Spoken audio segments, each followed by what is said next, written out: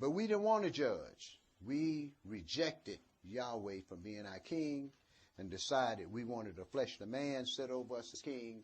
And Yahweh warned us about those things. And like he told the prophet Samuel, he said, do what they say do. He said, because it's not you that they're rejecting. It's me that they're rejecting. And when we read these things, let us understand what it was that caused our people to fall. Because if we understand what it was that caused our people to fall, then truly we put ourselves in a position to where we know better and won't make the same mistakes that our fathers made. But Brother Steve, read the oracles of the church and invite him who stands at the door that he may come in and sup with us and us with him, that we may continue to read out of this legacy left us by our fathers and consider what we read, because regardless to what we think or regardless to how we feel, Yahweh is in control. I'm going to read the oracles of the church beginning at 1 Peter chapter 4, verses 7 through 11. But the end of all things is at hand. Be you therefore sober and watch unto prayer.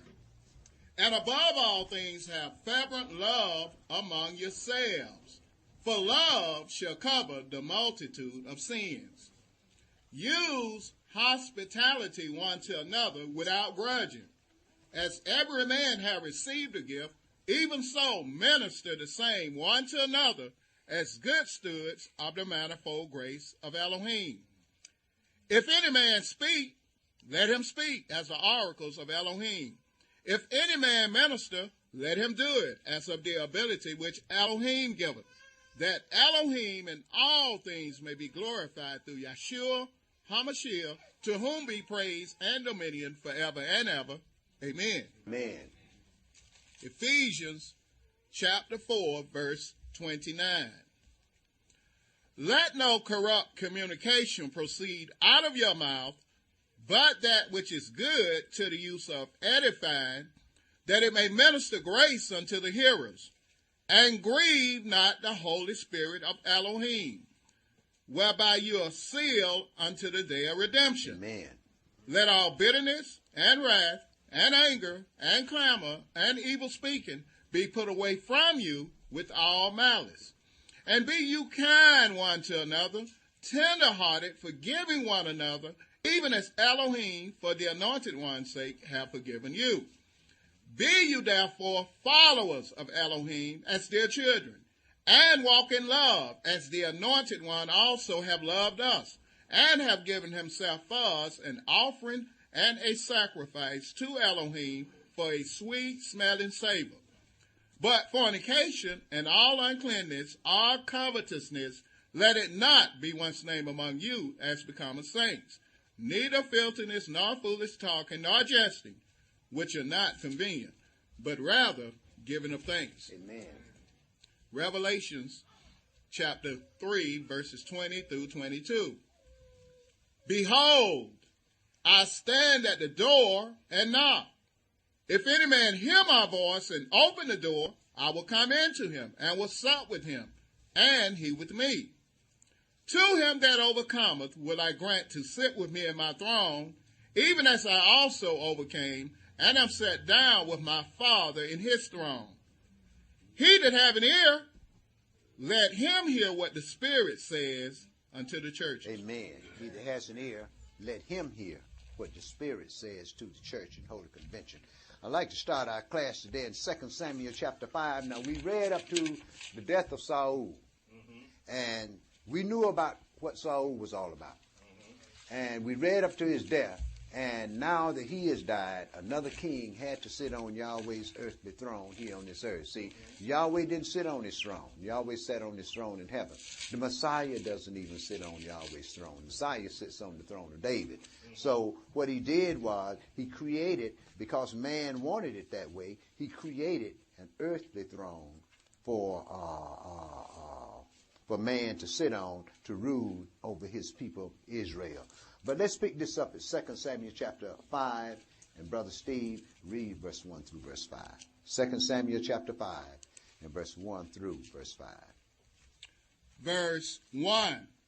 Then came all the tribes of Israel to David unto Hebron, and spake, saying, Behold, we are your bone and your flesh. Also in time past, when Saul was king over us, you were he that led out and brought in Israel. And Yahweh said to you, you shall feed my people Israel, and you shall be a captain over Israel. And not one time during the whole reign of Saul did David try to usurp the throne. He knew he could have. The people had a song they sang. Saul killed his 1,000, and David killed his tens of thousands. But when that Amalekite came and lied to David and told David, say, well, he was wounded and he was going to die, and he told me to do this, and I killed him. He lied about it, right? David asked him, say, you mean to tell me that you weren't afraid to lift up your hands against the Lord's anointed? Kill him. You see, and even David wouldn't do that simply because he knew that Saul was chosen by Yahweh to do this job, and David knew that what his job was. His job was to bring peace to the land of Israel. That's why he stayed out of the city. He fought all the time. There was a reason why it was a problem between Saul and David. See, David was a better general than Saul was. And David was the one that went around really that was destroying all of the people that our people had left in the land. See, Yahweh told them when they came in there, kill them all off. They took the best of the women, the best of the men, and so forth, and it became a snare to the people. So David went around to secure the land from the river Nile to the great river Euphrates, our inheritance, to secure that to the people of Israel. Why? Because that was God's holy land. It's the heart of the earth, and it's where Yahweh chose to dwell.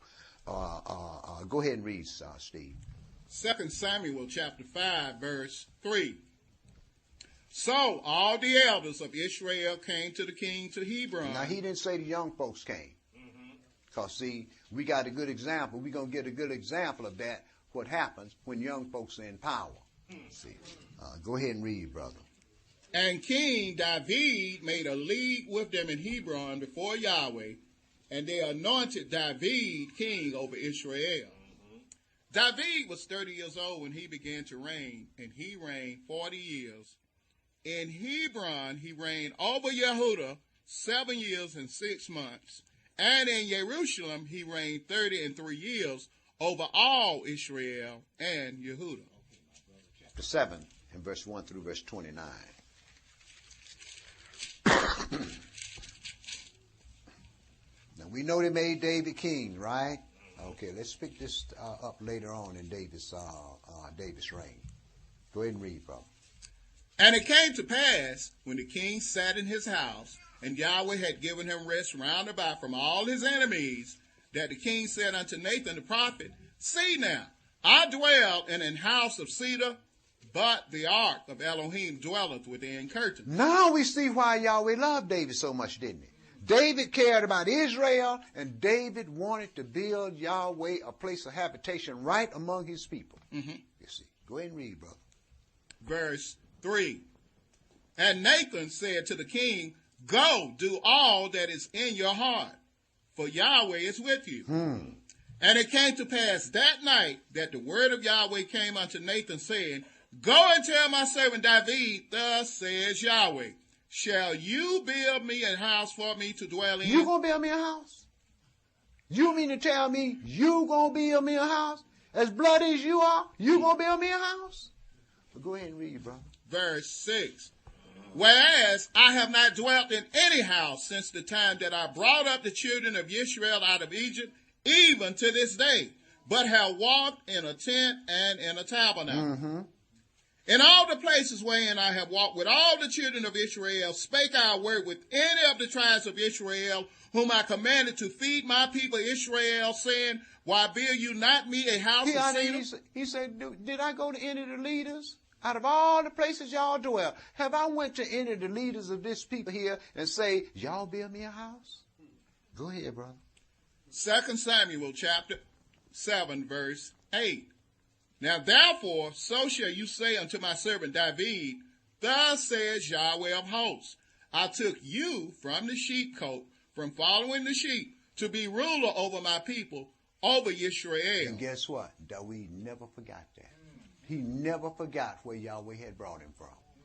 Go ahead, brother. Verse 9. See, that's why when his old nasty brother tried to kill him off and run him out of the city, his son rather, that's why he didn't kill the boy. David could have killed him. Even when Joab rebelled against David and did things David didn't want done, David knew that Joab wasn't worth a quarter. See, he knew that Joab wasn't worth a quarter, but Joab was the gift that Yahweh had gave, the ruthless gift that Yahweh had gave him to bring peace among Israel, because Joab was a mighty general, and we know it. Go ahead and read, brother. 2 Samuel chapter 7, verse 9. And I was with you whithersoever you went, and have cut off all your enemies out of your sight, and have made you a great name, like unto the name of the great men that are in the earth. Mm-hmm. Moreover, I will appoint a place for my people Yisrael, and will plant them, that they may dwell in a place of their own, and move no more.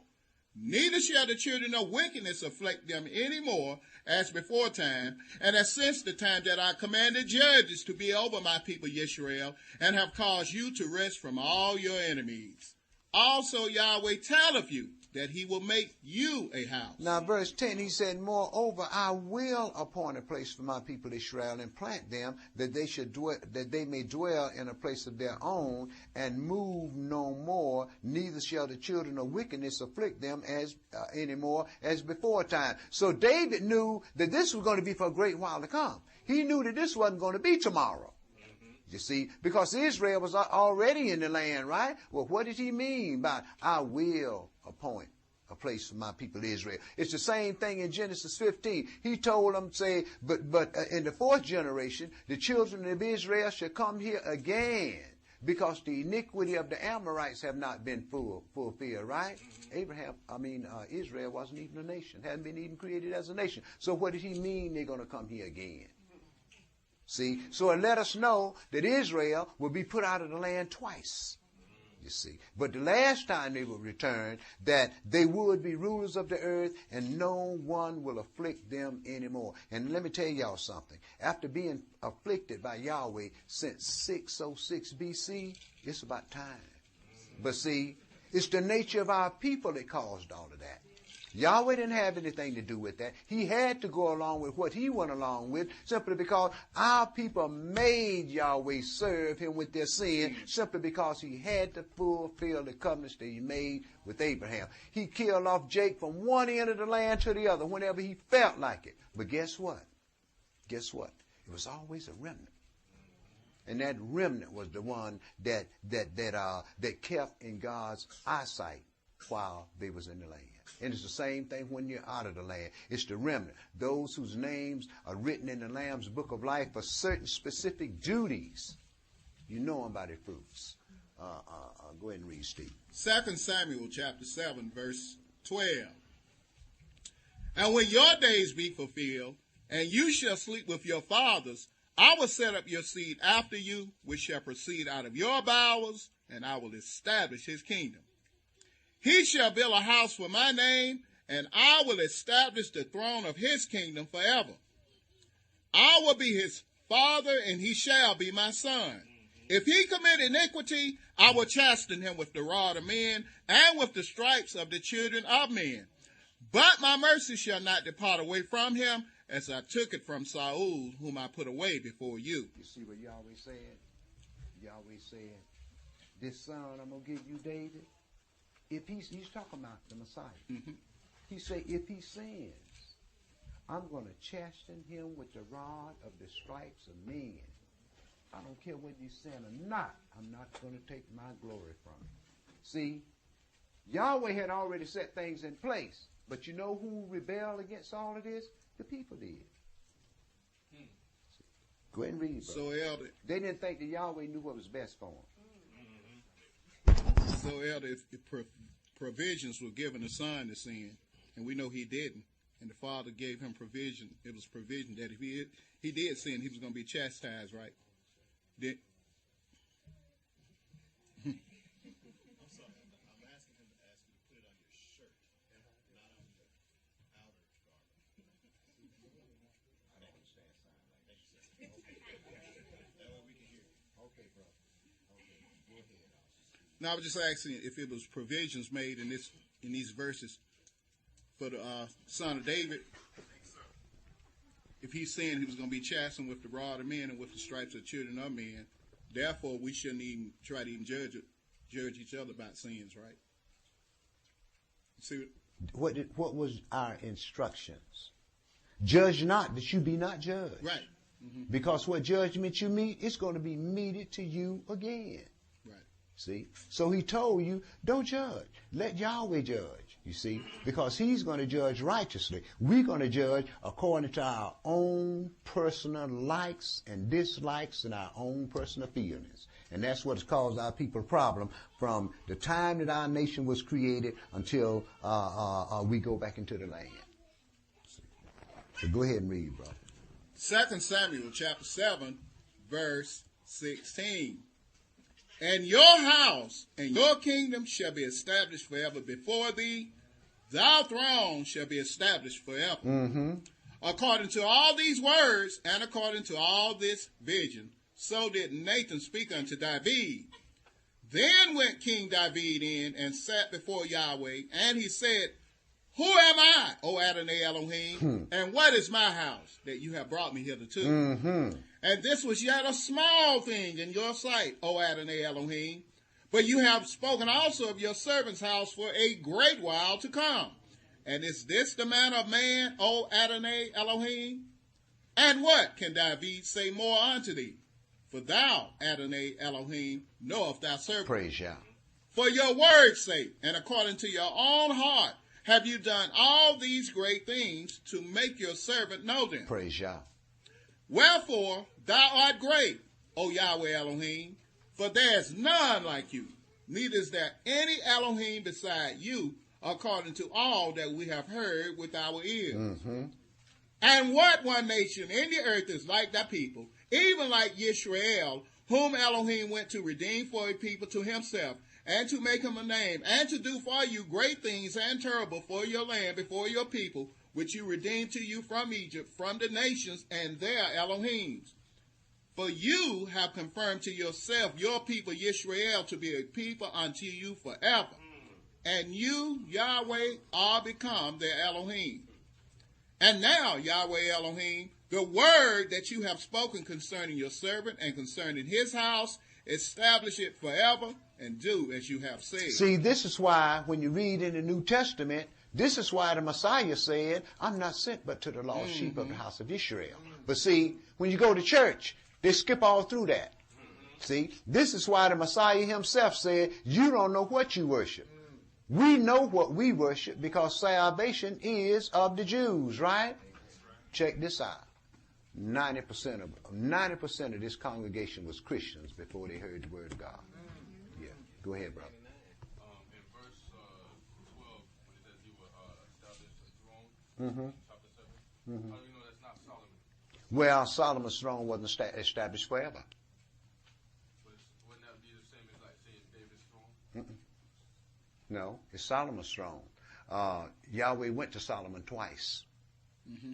Talked to Solomon twice.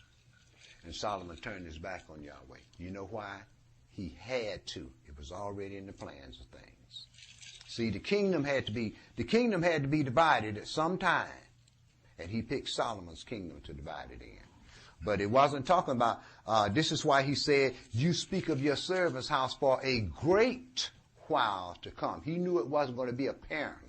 He knew that this thing, it was going to be way on down the line that this house was going to be established. But go ahead and read, Steve. 2 Samuel chapter 7, verse 26. And let your name be magnified forever, saying, Yahweh of hosts is the Elohim over Israel. And let the house of your servant David be established before you.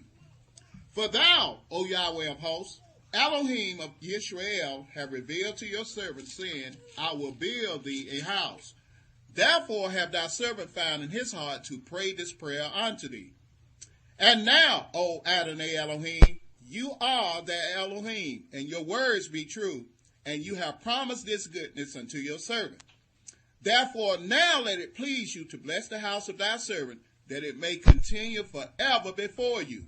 For thou, O Adonai Elohim, have spoken it, and with your blessing, let the house of your servant be blessed forever. Amen and amen. Now, not only was our fathers Yahweh's chosen people as promised to Abraham, Isaac, and Jacob, now the tribes and families that would produce the holy seed was made manifest. We was promised the holy seed in the garden when Lucifer was talked to, and he said, I'm going to put an adversary between your seed and the woman's seed. You shall bruise his heel, and he shall bruise your head. So we know that we had to have someone that would have the power of the true and living God in order to wound Satan, who was at one time one of the most powerful angels that had been created. 1 Kings 1 and verse 1 through chapter 2 and verse 12. 1 Kings 1 and verse 1 through chapter 2 and verse 12. Elder, could it possibly be when he said he was going to bruise Satan's head with the Roman Catholic Church being the head of the Christian, could it possibly be inferred that he was talking about? Well, when it's talking about wounding the head of Satan, it was talking about Satan himself and everything that pertained to the unrighteousness that Satan had brought upon the earth. He's the head of it. He's the father of the lie. So it was right. So it included not only the Christian church, it included all the other pagan religions on the earth, all the people up on the earth, including his people, Israel. See, Israel had to get it first, you see, simply because we're Yahweh's chosen people. And when you go back in our history, you'll find out that this so-called Negro here in America has suffered at the hands of Yahweh more than any other people on the face of the earth. Why? Because we his chosen, and he's determined that we are going to do what he wants done. This is why he chose servants of his choosing that's going to take care of his business on. In all adversity, they're going to take care of his business on. You know, now in school, they don't want us to mention anything, make any reference that has a religious overtone. And I asked the principal, I said, 2 or 3 years ago, you held your promotional exercise in a Christian church. And I said, we, including my elder priest, was greatly offended and could not attend. I said, will you continue to hold promotional exercise in Christian church?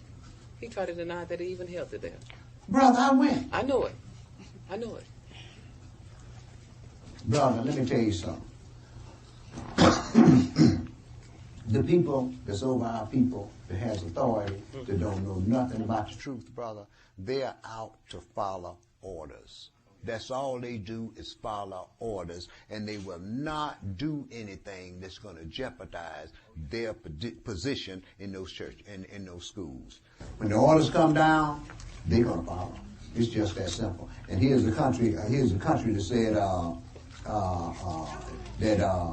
does the Pledge of Allegiance.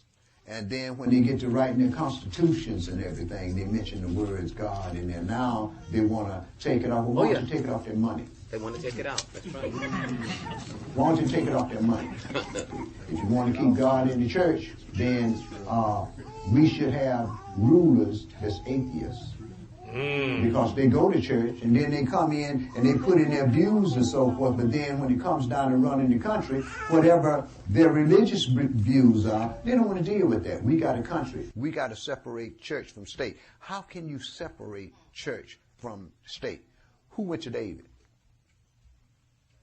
The prophet of the Lord, right? How can you separate church from state? It's Yahweh that sets up everything, and the way he did it was through servants that he called. Nobody just walked in and say, well, I'm going to assume this office. See, Yahweh sent spirits to talk, sent holy people to talk to them and say, look, you go tell my servant so-and-so, such and such and such thing. This is why I always tell folks, brothers, say, look, who talked to you? Well, ain't nobody talked to you, me, but you might need to try to get you some instructions. Yeah. Go ahead and read, Steve. 1 Kings chapter 1, verse 1. Now King David was old and stricken in years, and they covered him with clothes, but he got no heed.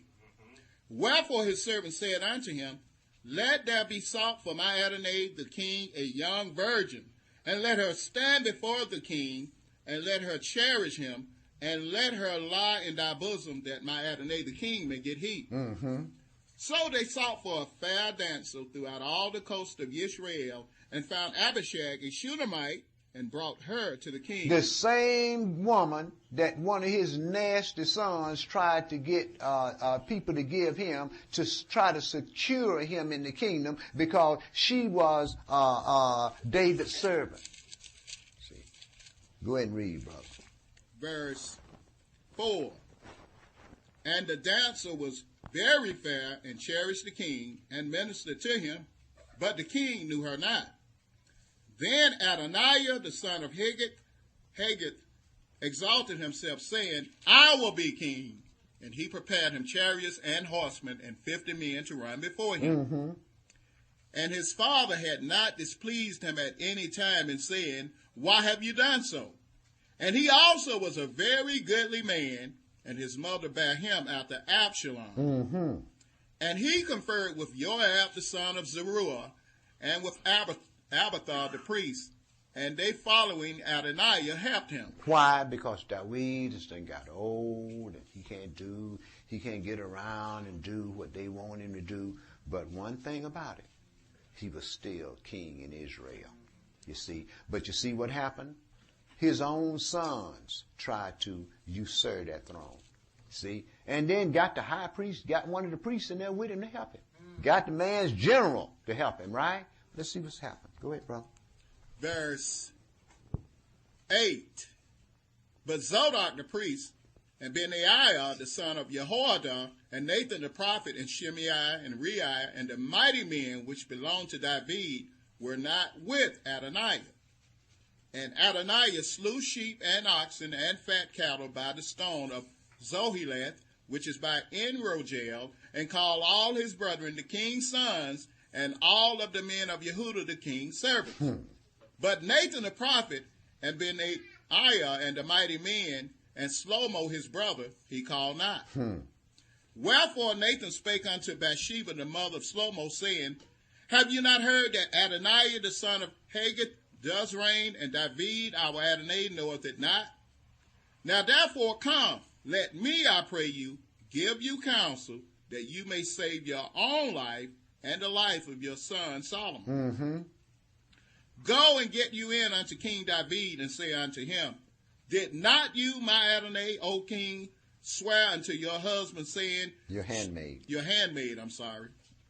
saying, Assuredly Shlomo, your son, shall reign after me, and he shall sit upon my throne? Why then does Adoniah reign? Behold, while you yet talk there with the king, I also will come in after you, and confirm your words. And Bathsheba went in unto the king into the chamber, and the king was very old, and Abishag the Shunammite ministered unto the king. And Bathsheba bowed and did obeisance unto the king, and the king said, What wouldest thou? And she said unto him, My Adonai, thou swearest by Yahweh your Elohim unto your handmaid, saying, Assuredly Shlomo your son shall reign after me, and he shall sit upon my throne. And now, behold, Adoniah reigneth, and now my Adonai the king, thou knowest it not. And he hath slain oxen and fat cattle and sheep in abundance, and have called all the sons of the king, and Abiathar the priest, and Joab the captain of the host, but Shlomo thy servant have he not called. Right. He knew the hoodlums to call to him. Yeah. Go ahead, brother. Verse 20. And thou, my Adonai, O king, the eyes of all Israel are upon you, that you should tell them who shall sit on the throne of my Adonai the king after him. Otherwise it shall come to pass, when my Adonai the king shall sleep with his fathers, that I and my son Shlomo shall be counted offenders. And lo, while she yet talked with the king, Nathan the prophet also came in. And they told the king, saying, Behold, Nathan the prophet. And when he was come in before the king, he bowed himself before the king with his face to the ground. And Nathan said, My Adonai, O king, have you said, Adonai shall reign after me, and he shall sit upon my throne? For he is gone down this day, and have slain oxen and fat cattle and sheep in abundance, and have called all the king's sons and the captains of the host, and Abiathar the priest, and behold, they eat and drink before him, saying, Elohim save King Adonai. But me, even me your servant, and Zodok the priest, and Benaiah the son of Jehoiada, and your servant Shlomo, have he not called? Is this thing done by my Adonai the king, and you have not showed it unto your servant, who should sit on the throne of my Adonai the king after him? Then King David answered and said, Call me Bathsheba. And she came into the king's presence and stood before the king.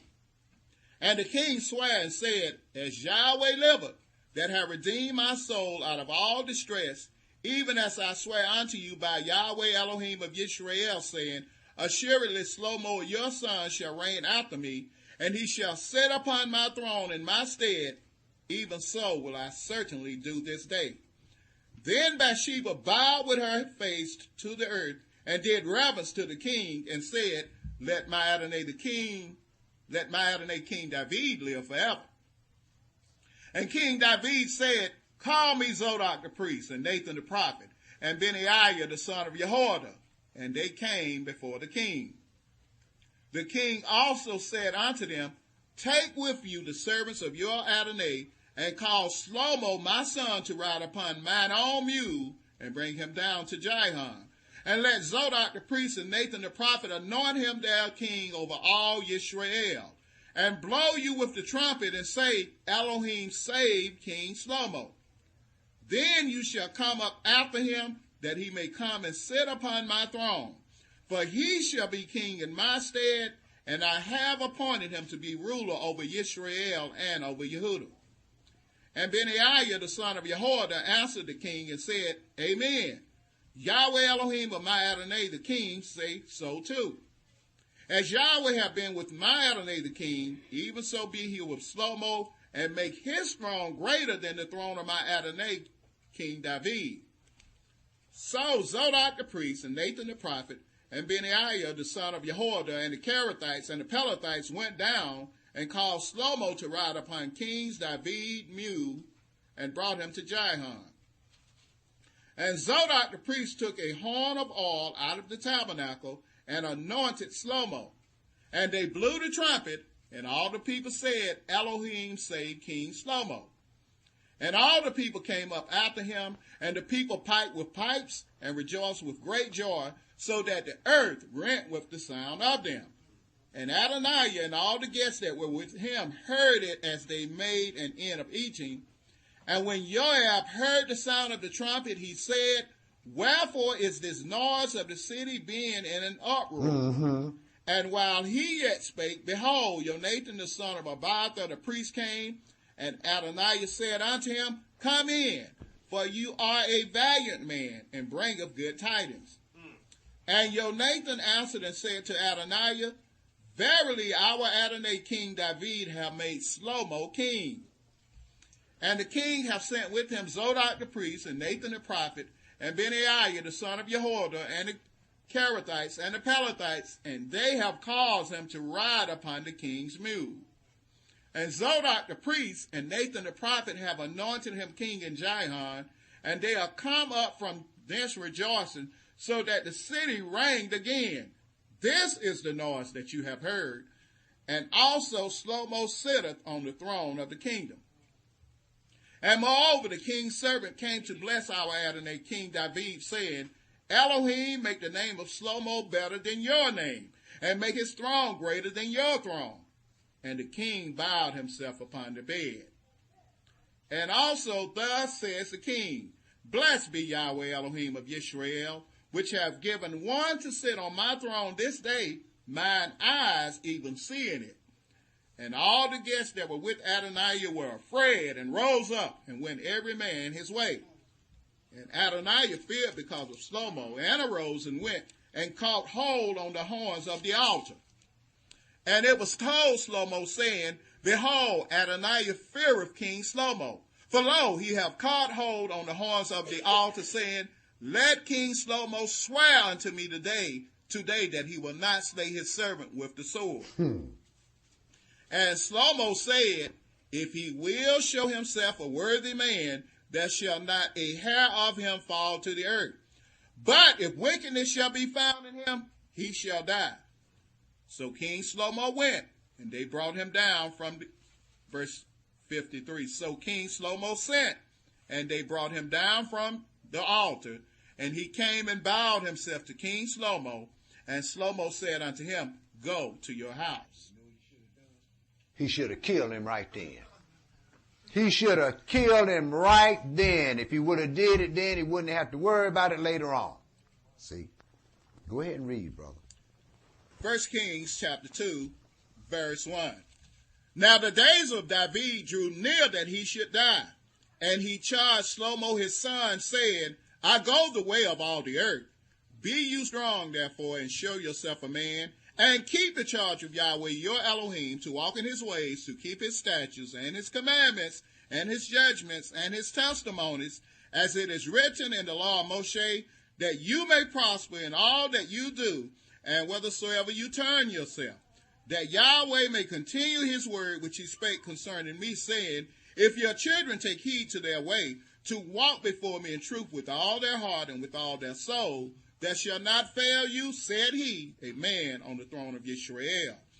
Moreover, you know also what Joab the son of Zeruiah did to me, and what he did to the two captains of the host of Israel, unto Abner the son of Ner, and unto Amasa the son of Jether, whom he slew and shed the blood of war in peace, and put the blood of war upon his girdle that was about his loins, and in his shoes that were on his feet. Do therefore according to your wisdom, and let not his gray head go down to the grave in peace. Right, don't you let him die. Don't you let him die. You kill him.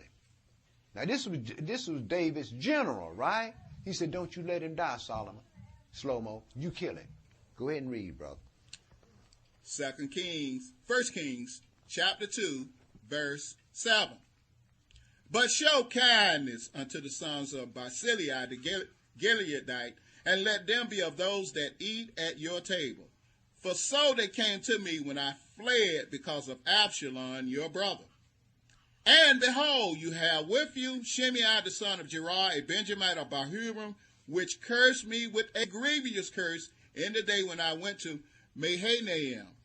But he came down to meet me at Jordan, and I swear to him by Yahweh, saying, I will not put you to death with the sword. Now therefore hold him not guiltless, for you are a wise man, and know what you ought to do unto him.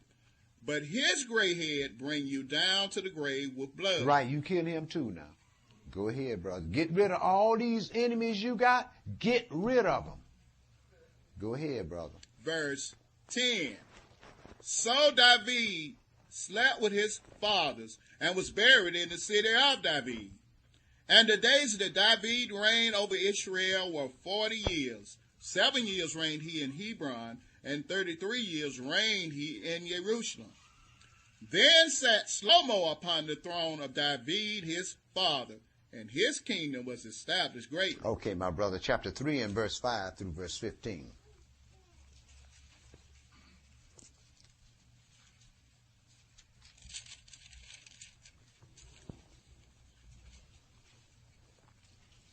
Verse 5.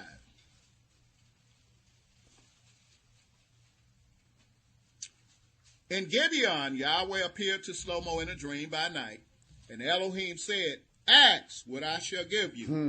And Shlomo said, You have shown unto your servant David, my father, great mercy, according as he walked before you in truth and in righteousness and in uprightness of heart with you, and you have kept for him this great kindness, that you have given him a son to sit on his throne, as it is this day.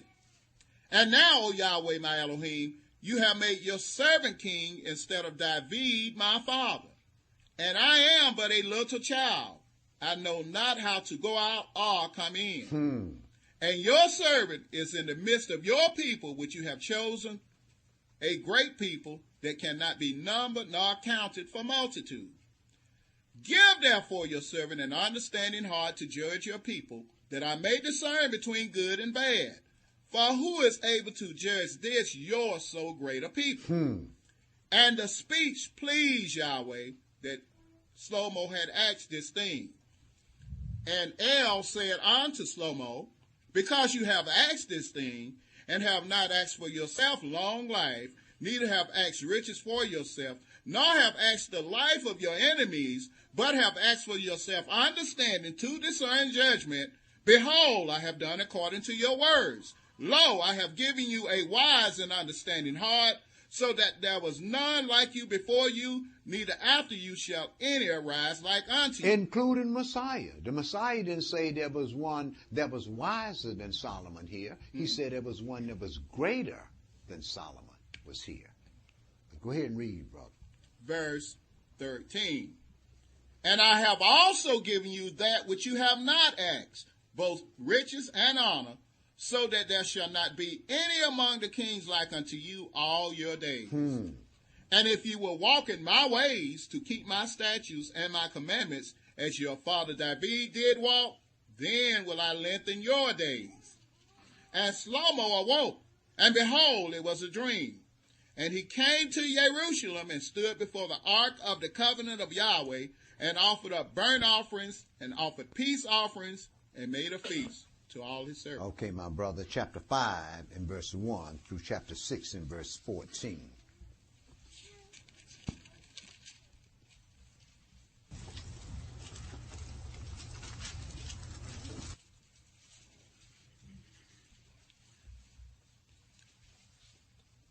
And Hiram, king of Tyre, sent his servants unto Shlomo, for he had heard that they had anointed him king in the room of his father, for Hiram was ever a lover of David. And Shlomo sent to Hiram, saying, Thou knowest how that David my father could not build a house unto the name of Yahweh his Elohim, for the wars which were about him on every side, until Yahweh put them under the soles of his feet. But now Yahweh my Elohim have given me rest on every side, so that there is neither adversary nor evil occurring.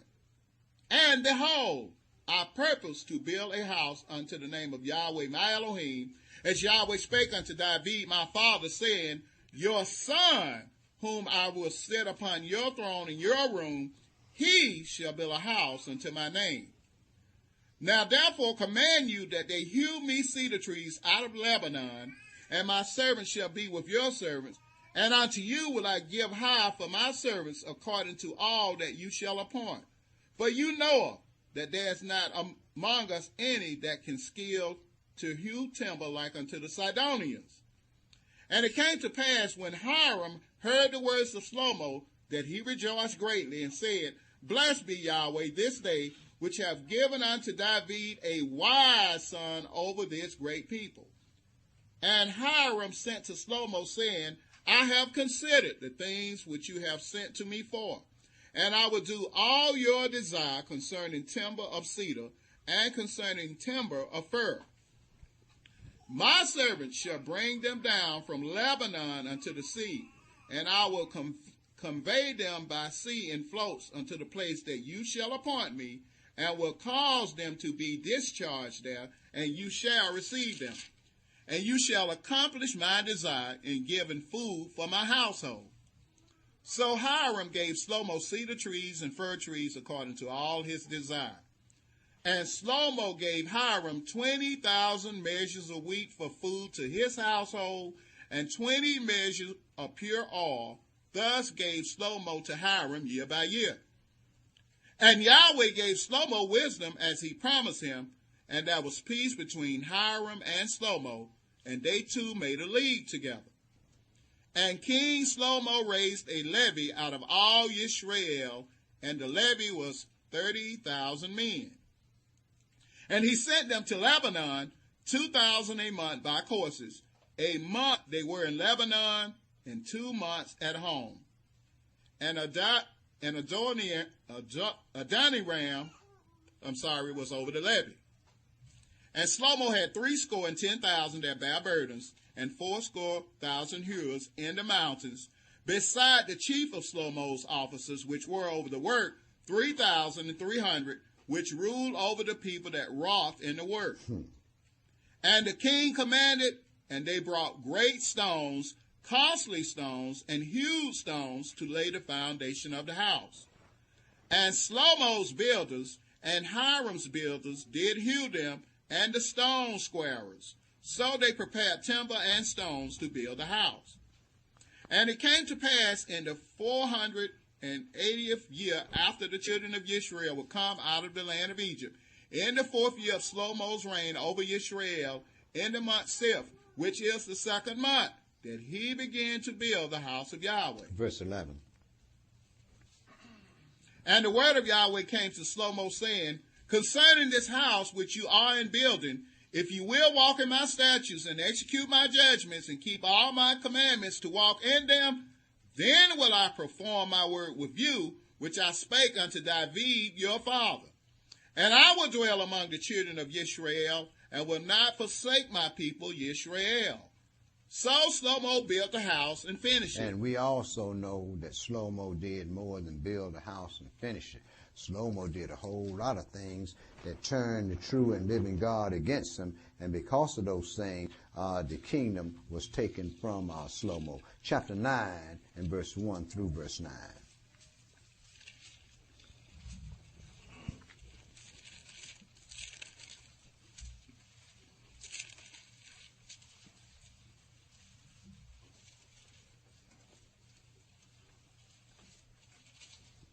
Verse 1. And it came to pass, when Shlomo had finished the building of the house of Yahweh, and the king's house, and all Shlomo's desire which he was pleased to do, that Yahweh appeared to Shlomo the 2nd time, as he had appeared unto him in Gibeon. And Yahweh said unto Shlomo, I have heard your prayer and your supplication that you have made before me. I have hallowed this house which you have built, to put my name there forever, and mine eyes and mine heart shall be there perpetually. And if you will walk before me, as David your father walked, in integrity of heart and in uprightness, to do according to all that I have commanded you, and will keep my statutes and my judgments, then I will establish the throne of your kingdom upon Israel forever, as I promised to David your father, saying, there shall not fail you a man upon the throne of Israel. But if you shall at all turn from following me, you are your children, and will not keep my commandments and my statutes which I have set before you, but go and serve other Elohims and worship them, then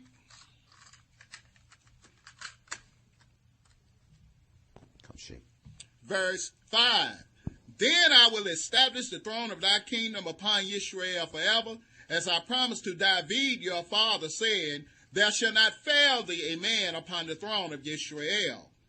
But if you shall at all turn from following me, you are your children, and will not keep my commandments and my statutes which I have set before you, but go and serve other Elohims and worship them, then will I cut off Israel out of the land which I have given them. You see what he said? You see what he told, what he charged Solomon with? He told Solomon, say, but if you shall at all turn from following me, you are your children, and you will not keep my commandments and my statutes which I have set before you, but go and serve other gods and worship them, then will I cut off Israel out of the land which I have given them, and this house which I have hallowed for my name will I cast out of my sight. And Israel shall be a proverb and a byword among all the people. If you don't do what you got to do, Solomon. See, a lot of people like to say, well, this thing fell on Manasseh. No, it didn't. It fell on Solomon. See, go ahead and read, brother. Verse 8.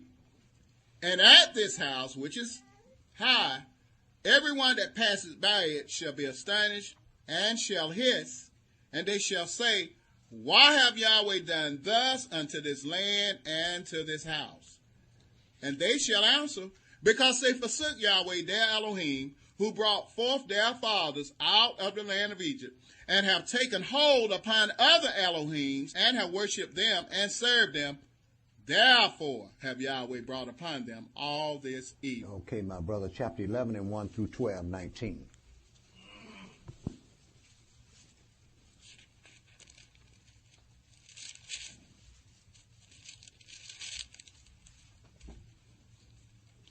Verse 1.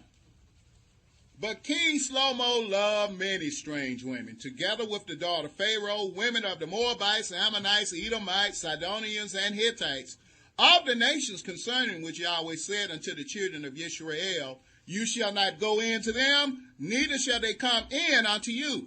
For surely they will turn away your heart after their Elohim. Right. He told them many ways. He say, don't let your cattle mingle with diverse kind. Don't sow, mingle seed together, right? Letting them know, keep your seed pure, right? But what did King Solomon do? King Solomon decided, well, I like that woman over there.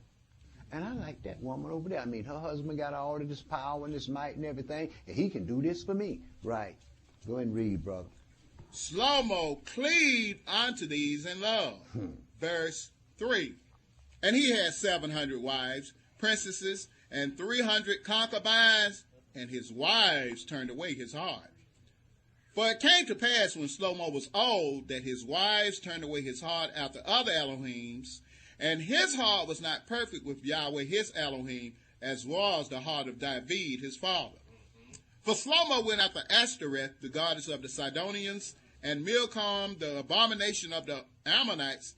And Shlomo did evil in the sight of Yahweh, and went not fully after Yahweh, as did David his father. And we have to ask ourselves a question. Do we go fully after the things that Yahweh has given us to go after, or do we go after what we want to go after, and the rest of the stuff, we just don't even deal with that?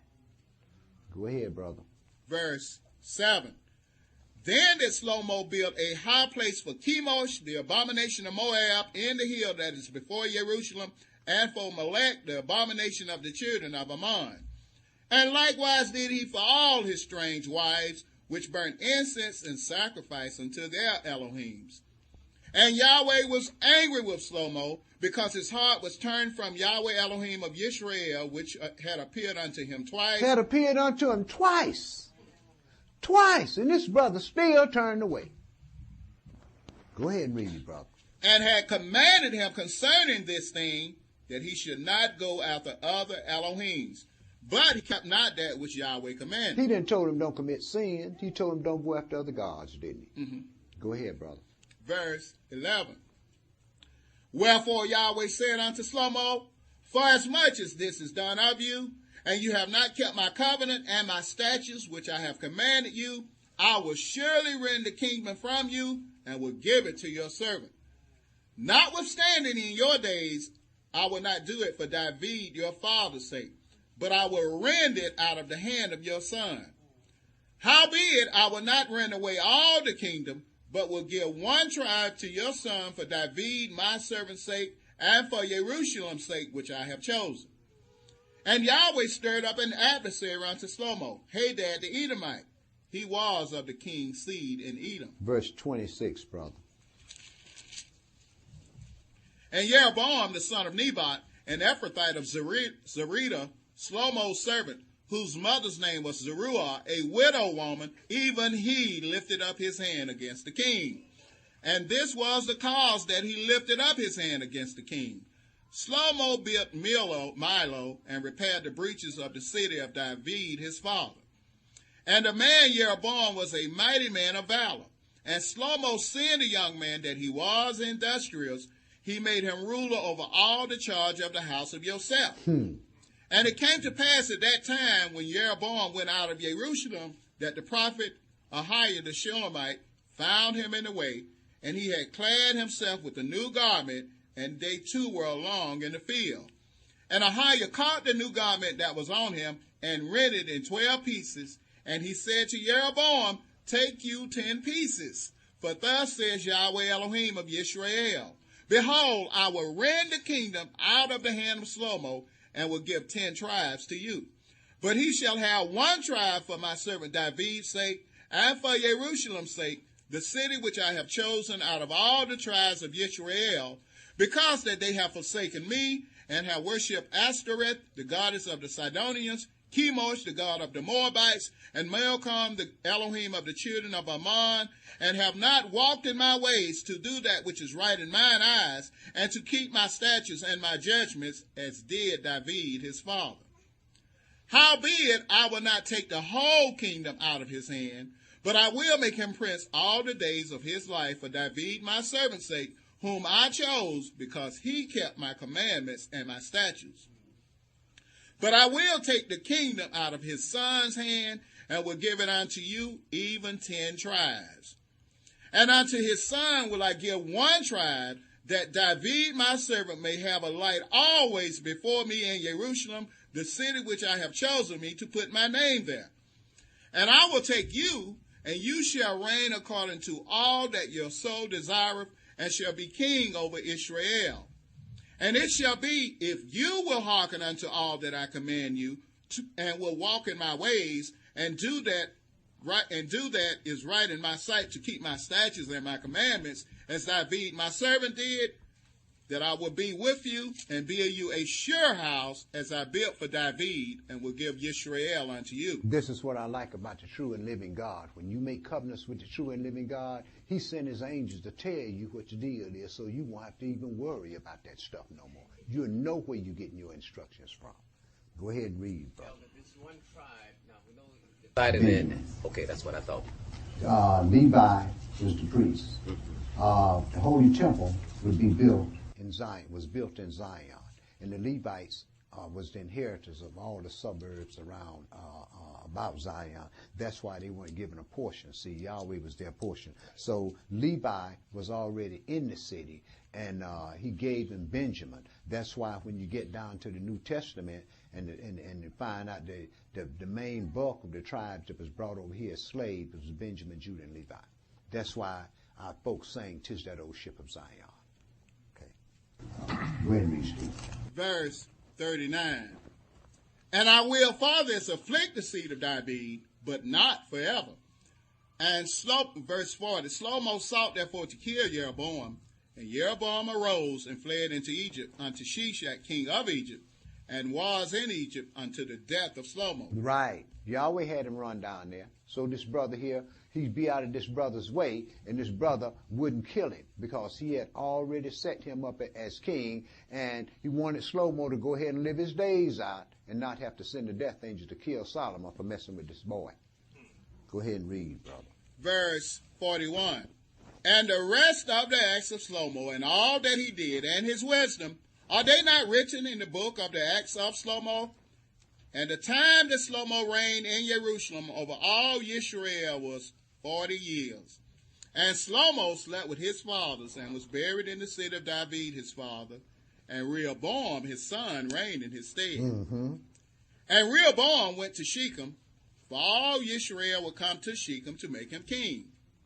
And it came to pass when Jeroboam the son of Nebat, who was yet in Egypt, heard of it, for he was fled from the presence of King Shlomo, and Jeroboam dwelt in Egypt, that they sent and called him. And Jeroboam and all the congregation of Israel came and spake unto Rehoboam, saying, Your father made our yoke grievous.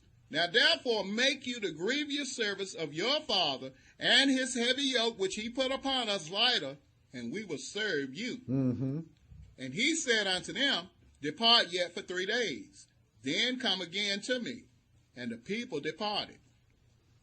And King Rehoboam consulted with the old men that stood before Shlomo his father while he yet lived, and said, How do you advise that I may answer this people? And they spake unto Rehoboam, saying, If you will be a servant unto this people this day, and will serve them, and answer them, and speak good words to them, then they will be your servants forever. But Rehoboam forsook the counsel of the old men which they had given him, and consulted with the young men that were grown up with him, and which stood before him. Mm-hmm. And he said unto them, What counsel give you? They didn't have no voice. They didn't have no voice. He went to who he was supposed to go to. The scripture always said, ask your elders and they'll show you. See? Gather me the elders and bring them over here. Take the elders and do that, right? But what happened? These young folks don't want to deal with that. You know what they say? Man, the elders old and fogey. This is a new day. We got a new thing we got to do, right? Go on and read, brother. Verse 8. Verse 9. And he said unto them, What counsel give you that we may answer this people who have spoken to me, saying, make the yoke which your father did put upon us lighter. And the young men that were grown up with him spake unto him, saying, Thus shall you speak unto this people that spoke unto you, saying, Your father made our yoke heavy, but make you it lighter unto us. Thus shall you say unto them, My little finger shall be thicker than my father's loins. They wanted power. See? The young folks want to get in power now. See? Right. Right. And when the young folks got in power, the kingdom kept going right on down the hill. Went down faster. Go ahead, brother. Verse 11. And now, whereas my father did lay you with a heavy yoke, I will add to your yoke. My father have chastised you with whips, but I will chastise you with scorpions. So Jeroboam and all the people came to Rehoboam the third day, as the king had appointed, saying, Come to me again the third day. And the king answered the people roughly, and forsook the old men's counsel that they gave him, and spake to them after the counsel of the young men, saying, My father made your yoke heavy, and I will add to your yoke. My father also chastised you with whips, but I will chastise you with scorpions. Wherefore the king hearkened not unto the people, for the cause was from Yahweh, that he might perform his saying which Yahweh spake to Ahiah the Shulamite unto Jeroboam the son of Nebat. You see what happened? Do you see what happened? The cause wasn't from the people. Yahweh made the folks do what he wanted them to do. You know why? He was tearing down the kingdom. So he picked and chose. He raised up who he wanted to have the kingdom torn down. Just like he raised up who he wanted to set up the kingdom. But see, the young folk found a fault in that. See? Go ahead and read, brother. Yes, sir. Verse 16. So when all Israel saw that the king hearkened not unto them, the people answered the king, saying, What portion have we in David? Neither have we inheritance in the son of Jesse. To your tents, O Israel, now see to your own house, David. So Israel departed unto their tents. But as for the children of Israel which dwelt in the cities of Yehudah, Rehoboam reigned over them. Then King Rehoboam sent Adoram, who was over the tribute, and all Israel stoned him with stones that he died. Therefore King Rehoboam made speed to get him up to his chariot to flee to Jerusalem. Right. He sent the men out to collect this levy he had put on them, right? And they killed the ones that were sent, and this brother got scared and got on his chariot and went to Jerusalem, didn't he? Go ahead, brother. Verse 19. So Yisrael rebelled against the house of David unto this day. Amen and amen. Now begins the fall of our nation. After the division, the history of our fathers is riddled with rebellions, deceit, treachery, and murder. But the main thing was paganism. The fathers knew they were Yahweh's chosen, but the people in mass didn't know why they were called. But this was because of the veil of rebellion had caused them not to see that Yahweh is a spirit, and they saw the things only the natural man could see. Ezekiel 8 in verse 1 through chapter 11 and verse 13. Let's see what said to these not his. Ezekiel 8 in verse 1. That the elders and the prophets at the time, they had understanding in the word, knowing that a good leader was actually a servant. Because the counsel that was given to them was that you serve the people, and in return they would serve you. Mm-hmm. But he didn't want to serve the people. He wanted to just like most men today, their definition of rulership is just give the orders, and that's it. But when it comes to serving the people and being able to aid the people when it's time for them to ask for something, like, for instance, Moshe. Every time the children of Israel asked for something of Moshe, he didn't tell them they just couldn't have anything, or they couldn't do that. He went in, his work was to inquire of the God of Israel. So in some cases. In other cases, he just didn't pay no attention to the children of Israel because he knew what it was all about. See, so that's good in some cases, brother. You can serve the people. Well, there are different ways of serving. There are different ways of serving, and a man has to choose the way that he chooses to serve. Me, myself, I'm a teacher. That's what I do. Anything else, that's what we got departments to do. See? I said, well, okay. It's just like when our next season come up. I got people that come to me and say, what you want us to do next season? I said, well, we're going to do this, we're going to do that, we're going to do this, and we're going to do that, right? I'm through with that. You know who handle that from then on? Whoever it is out there in that department. They handle that. They get that thing together. So the thing still remains, brother, anything that you deal with, you're going to have rulers in it. And anytime you have rulers in things, people are never going to, it's going to be many people that's going to never like the things that the rulers do. You see, but what I do is this. I look at what the people saying, I listen to all their complaints, but then I turn around and I watch and see what the servants doing. See, and that's the way I balance that thing off, brother. That's the way I understand who's doing Yahweh a service because Yahweh has put it in their heart to do it, and who's not doing Yahweh a service because they have put it in their heart that they don't like the way things are being done. See, that's the way I deal with it, brother. You have to balance that thing off. You have to look at both sides of that situation. Even with Moses, you had to look at both sides of him. Moshe was doing what Yahweh said do, and the people wanted to do what the people wanted to do. But one thing you can say, whatever Yahweh asked them for a while, they was out there in that wilderness, regardless of what they did, Yahweh gave it to them, didn't he? But when things came up, that somebody had to bear the blame, that somebody had to stand in the breach, how many of them other folks could stand in that breach? Okay. Read, brother. Ezekiel chapter 8, verse 1. And it came to pass in the 6th year, in the 6th month, in the 5th day of the month, as I sat in mine house, and the elders of Yehuda sat before me, that the hand of the Adonai Elohim fell there upon me.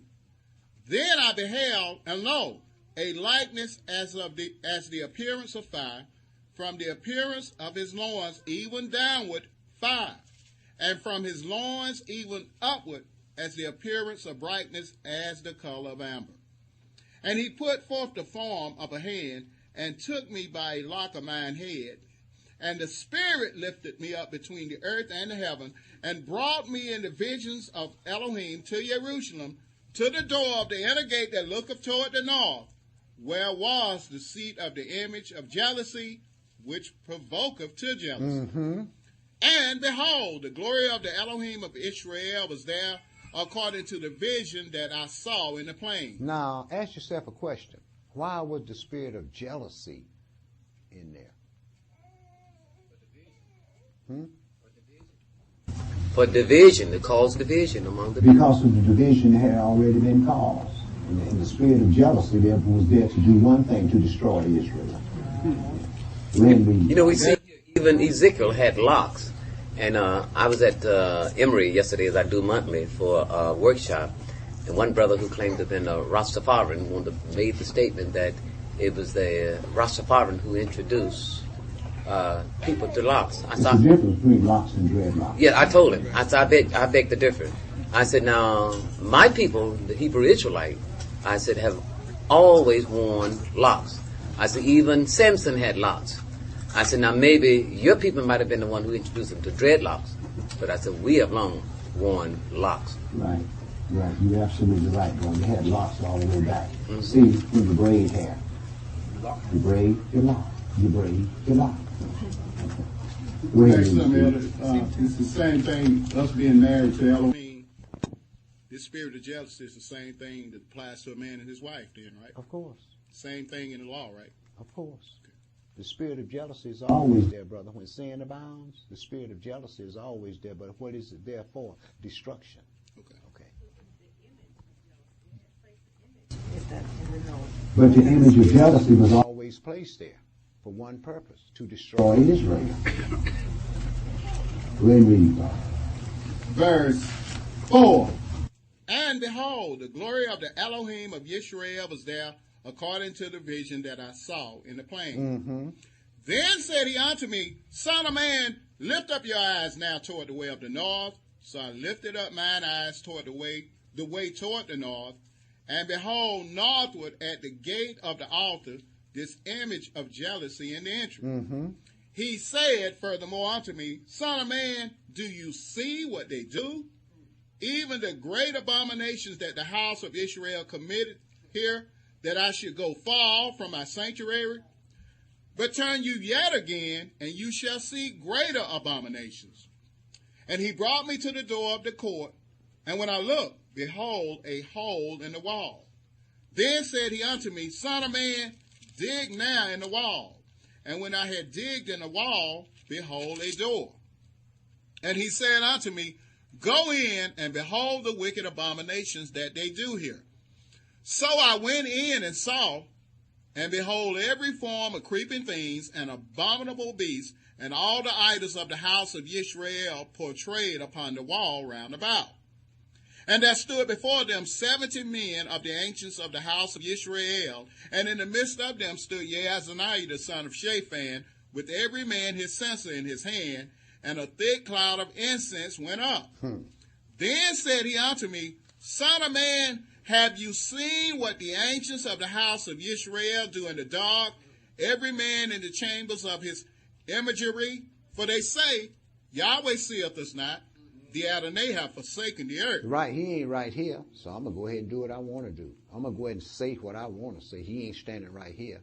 Right. Go ahead, brother. Verse 13. He said also unto me, Turn you yet again, and you shall see greater abominations that they do. Then he brought me to the door of the gate of Yahweh's house, which was toward the north. And behold, there sat women weeping for Tammuz. Then said he unto me, Have you seen this, O son of man? Turn you yet again, and you shall see greater abominations than these. And he brought me into the inner court of Yahweh's house, and behold, at the door of the temple of Yahweh, between the porch and the altar, were about 25 men with their backs toward the temple of Yahweh, and their faces toward the east, and they worshiped the sun toward the east. And they worshiped the sun. Inside the place, inside the sanctuary. Not only was he down all in the bottom of the temple, in the foundation of the temple, they was all up in the sanctuary. Why? Because Yahweh had forsaken them. Go ahead and read, brother. Verse 17. Then he said unto me, Have you seen this, O son of man? Is it a light thing to the house of Yehudah that they commit the abominations which they commit here? For they have filled the land with violence, and have returned to provoke me to anger, and lo, they put the branch to their nose. Therefore I also will deal in fury, mine eye shall not spare, neither will I have pity, and though they cry in mine ears with a loud voice, yet will I not hear them. He cried also in mine ears with a loud voice, saying, Cause them that have charge over the city to draw near, even every man with his destroying weapon in his hand. And behold, 6 men came from the way of the higher gate, which lieth toward the north, and every man a slaughter weapon in his hand. And one man among them was clothed with linen, and with a writer's inkhorn by his side. And they went in and stood beside the brazen altar. Now these were angels. We know that, right? Go ahead, brother. Verse 3. And the glory of the Elohim of Israel was gone up from the cherub whereupon he was to the threshold of the house. Okay, so he was sitting on the Ark of the Covenant, right? So it raised up and it went over to the threshold of the house, right? Go ahead, brother. Verse 4. And Yahweh said unto him, Go through the midst of the city, through the midst of Jerusalem, and set a mark upon the foreheads of the men that sigh and that cry, for all the abominations that be done in the midst thereof. Save this remnant. Go ahead, brother. Verse 5. And to the others he said in mine hearing, Go you after him through the city, and smite. Let not your eye spare, neither have you pity. Slay utterly old and young, both maids and little children and women, but come not near any man upon whom is the mark, and begin at my sanctuary. Then they began at the ancient men which were before the house. And he said unto them, Defile the house, and fill the courts with the slain. Go you forth. And they went forth and slew in the city. And it came to pass, while they were slaying them, and I was left, that I fell upon my face and cried and said, Ah, Adonai Elohim, will you destroy all the residue of Israel in your pouring out of your fury upon Jerusalem? Then said he unto me, the iniquity of the house of Israel and Yehuda is exceeding great, and the land is full of blood, and the city full of perverseness. For they say, the Adonai hath forsaken the earth, and Yahweh saith not. And as for me also, mine I shall not spare, neither will I have pity, but I will recompense their way upon their head. And right, and this is what I like about Yahweh. He always come to you and tell you what the deal is, so you won't make no mistake about what's going on. Go ahead and read, brother. Verse 11. And behold, the man clothed with linen, which had the inkhorn by his side, reported the matter, saying, I have done as you have commanded me. Then I looked, and behold, in the firmament that was above the head of the cherubims that appeared over them, as it were sapphire stone, as the appearance of the likeness of a throne. And he spake unto the man clothed with linen, and said, Go in between the wheels, even under the cherub, and fill your hand with coals of fire from between the cherubims, and scatter them over the city. And he went in my sight. Now the cherubim stood on the right side of the house when the man went in, and the cloud filled the inner court. Then the glory of Yahweh went up from the cherub, and stood over the threshold of the house, and the house was filled with the cloud, and the court was full of the brightness of Yahweh's glory. And the sound of the cherubim's wings was heard even to the outer court, as the voice of the Almighty Elohim when he speaketh. And it came to pass that when he had commanded the man clothed with linen, saying, Take fire from between the wheels, from between the cherubims, then he went in and stood beside the wheels. And one cherub stretched forth his hand from between the cherubims unto the fire that was between the cherubims, and took thereof, and put it into the hand of him that was clothed with linen, who took it and went out. And there appeared in the cherubims the form of a man's hand under their wings. Verse 15, brother. And the cherubims were lifted up. This is the living creature that I saw by the river of Kibar. Right. They called it a living creature, but the Muslims called it a spaceship. Go ahead and read, brother. Verse 16. And when the cherubims went, the wheels went by them. And when the cherubims lifted up their wings to mount up from the earth, the same wheels also turned not from beside them. When they stood, these stood.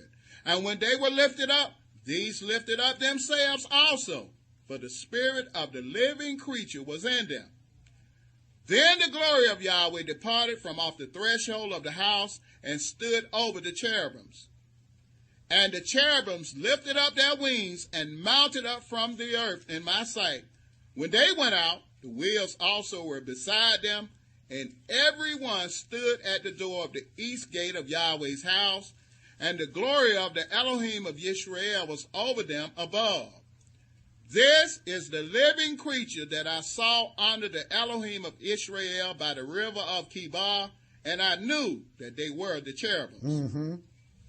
Every one had 4 faces apiece, and every one 4 wings, and the likeness of the hands of a man was under their wings.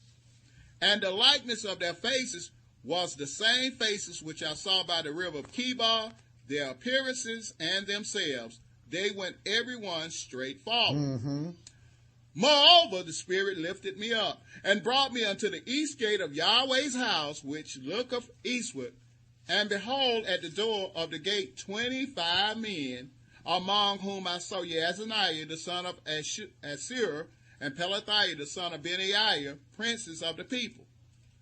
Then said he unto me, Son of man, these are the men that devise mischief and give wicked counsel in this city, which say, It is not near.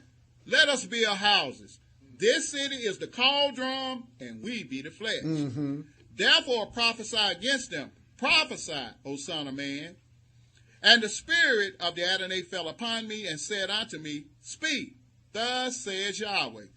Thus have you said, O house of Israel, for I know the things that come into your mind, every one of them. You have multiplied your slain in this city, and you have filled the streets thereof with the slain. Therefore thus says the Adonai Elohim, your slain, whom you have laid in the midst of it, they are the flesh, and this city is the cauldron, but I will bring you forth out of the midst of it. You have feared the sword, and I will bring a sword upon you, says the Adonai Elohim. And I will bring you out of the midst thereof, and deliver you into the hands of strangers, and will execute judgments among you. You shall fall by the sword. I will judge you in the border of Israel, and you shall know that I am Yahweh. This city shall not be your cauldron, neither shall you be the flesh in the midst thereof, but I will judge you in the border of Israel. And you shall know that I am Yahweh, for you have not walked in my statutes, neither executed my judgments, but have done after the manner of the heathen that are round about you. And it came to pass, when I prophesied, that Pelatiah the son of Benaiah died. Then fell I down upon my face and cried with a loud voice and said, Adonai Elohim, will you make a full end of the remnant of Israel? Again, the word of Yahweh came unto me, saying, Son of man, your brethren, even your brethren, the men of your kindred, and all the house of Israel holy, are they unto whom the inhabitants of Jerusalem have said, Get you far from Yahweh. Unto us is this land given in possession. Therefore say, Thus says the Adonai Elohim, although I have cast them far off among the heathen, and although I have scattered them among the countries, yet will I be to them as a little sanctuary in the countries where they shall come. Verse 32, brother. Verse 22, I'm sorry. Then did the cherubims lift up their wings, and the wheels beside them, and the glory of the Elohim of Israel was over them above. On his throne, right? His throne was the Ark of the Covenant, right? Well, what they talking about they got over there in Ethiopia? Don't you know if they had, that'd be the world's most significant and greatest find. Them crackers would have went over there and burned up the whole country of Africa to get that covenant, that ark. And they going to tell me one man over there in a little building, and he got the ark in there, and ain't nobody never seen it but the people to be over it, the one man to be over it all the time, right? Don't y'all know them crackers would have went and took that stuff? Okay. But Elder, what they happened? Took everything else, didn't they? Got all of our stuff in the Museum of Natural History in Great Britain, in New York City, all over there. They got all of our stuff in there, all of our holy things in their temple. Everything but the Ark of the Covenant. Why? Because it was Yahweh's throne. And people talk about it, but when you get in Revelation 11, the Ark of the Covenant was seen in heaven, wasn't it? But Elder, we read about it. The proof is in the pudding. We read about what happened to the people that had the Ark of the Covenant. Yeah. They had to get rid of it, didn't Of course. So it's sitting over there peaceably now, right? Yeah, I know, brother. I know. Go ahead and finish up, brother.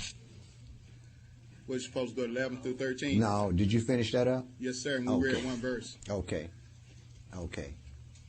Seeing that our fathers became alienated from Yahweh's will, the Spirit forsook Zion, and the curses of Deuteronomy 28 began to destroy, and the holy prophets hew our fathers down according to the will of Yahweh. Although the Elohim of our fathers arose daily and sent them his warnings, the vast majority of the kings, the priests, and the common people, all except a mere remnant, walked in the uncontrolled imagination of their own perverse heart. Regardless to their many trials and tribulations, regardless to the many woes Lucifer was allowed to execute upon Israel, the fathers chosen were so holy and so self-righteous and independent. They murdered kings, slew priests and prophets, and found all sorts of reasons or excuses to reject the words of those sent by the Spirit of Yahweh. And for this, the angel of Yahweh did not pardon their sin. So now that the Spirit has abandoned Zion, unknown to our people who still serve the temple, now that the hedge was being removed, Lucifer is prepared to destroy Judah's stronghold and to desecrate the Holy of Holies. OC chapter 10 and verse 1 through chapter 11 and verse 7. Hosea chapter 10 and verse 1 through chapter 11 and verse 7. Yahweh has always rose up early and sent servants to his people. But you know what? The people just didn't like the servants. They always found fault in the servants. Yahweh found the fault in them too, but he sent them, didn't he? Okay. OC 10, and pick that up at verse 1 through chapter 11 and verse 7, my brother. Israel is an empty vine. He bringeth forth fruit unto himself. According to the multitude of his fruit, he have increased the altars. According to the goodness of his land, they have made goodly images. Their heart is divided. Now shall they be found faulty. He shall break down their altars. He shall spoil their images. For now they shall say, we have no king, because we fear not Yahweh. What then shall a king do to us? They have spoken words, swearing falsely and making a covenant. Thus judgment springeth up as a hemlock in the furrows of the field. This is why I tell folks, before y'all take that baptism, you need to put something on your mind between you and your God and let your God know what you're going to do. Go ahead and read, brother. Verse 5. The inhabitants of Samaria shall fear because of the calves of Bethaven. For the people thereof shall mourn over it, and the priests thereof that rejoiced on it, for the glory thereof, because it is departed from it. It shall be also carried unto Assyria for a present to King Joram. Ephraim shall receive shame, and Yisrael shall be ashamed of his own counsel. As for Samaria, her king is cut off as the foam upon the water. The high places also of Avon, the sin of Yisrael, shall be destroyed. The thorn and the thistle shall come up on their altars. And they shall say to the mountains, cover us, and to the hills, fall on us. O Israel, you have sinned from the days of Gibeah. There they stood. The battle in Gibeah against the children of iniquity did not overtake them. It is in my desire that I should chastise them, and the people shall be gathered against them, when they shall bind themselves in their two furrows. And Ephraim is as an heifer that is taught, and loveth to tread out the corn. But I pass over upon her fair neck. I will make Ephraim to ride, Yehudah shall plow, and Jacob shall break his clods. Sow to yourselves in righteousness, reap in mercy, break up your fallow ground, for it is time to seek Yahweh, till he come and rain righteousness upon you. Sow to yourself righteousness, reap in mercy, break up that unused ground that you haven't used, right? For it is time to seek Yahweh till he come and rain righteousness upon you. But go ahead and read, brother. Verse 13. You have plowed wickedness. You have reaped iniquity. You have eaten the fruit of lies, because you did trust in your way in the multitude of your mighty men. Therefore shall a tumult arise among your people, and all your fortresses shall be spoiled, as Shalman spoiled Beth Arbel in the day of battle. The mother was dashed in pieces upon her children. So shall Bethel do unto you because of your great wickedness. In a morning shall the king of Israel utterly be cut off. When Israel was a child, then I loved him and called my son out of Egypt. As they called them, so they went from them. They sacrificed unto Baalim and burned incense to graven images. I taught Ephraim also to go, taking them by their arms, but they knew not that I healed them. You see what he said? He said, I taught Ephraim to go. Taking them by the arm, right? He said, I taught Ephraim to worship idols, taking them by the arm, but they didn't know that I was going to heal them. See, go ahead, brother. Verse 4. I drew them with cords of a man, with bands of love, and I was to them as they that take off the yoke off their jaws, and I laid meat unto them. He shall not return into the land of Egypt, but the Assyrian shall be his king, because they refuse to return. And the sword shall abide on his cities, and shall consume his branches, and devour them, because of their own counsels. And my people are bent to backsliding from me. Though they call them to the Most High, none at all will exalt him. How shall I give thee up, Ephraim? How shall I deliver thee, Israel? How shall I make thee as Admon? How shall I set thee as Seboam?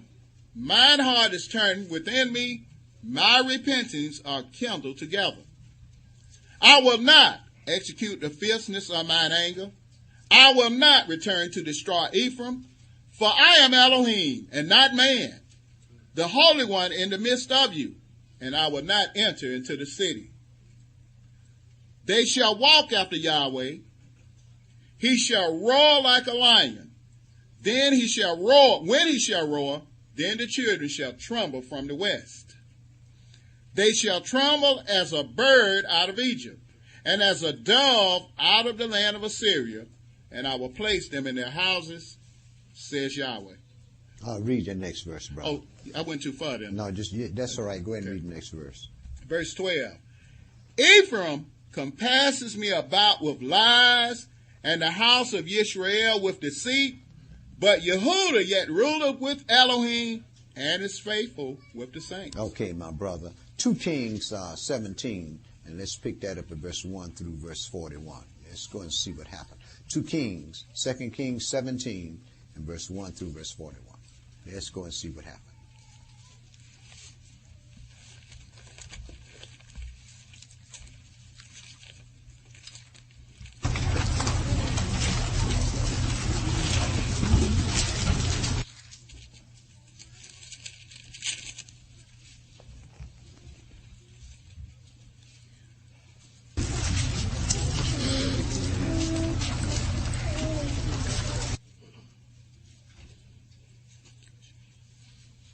In the 12th year of Ahaz, king of Yehudah, began Oshia, the son of Elah, to reign in Samaria over Israel 9 years.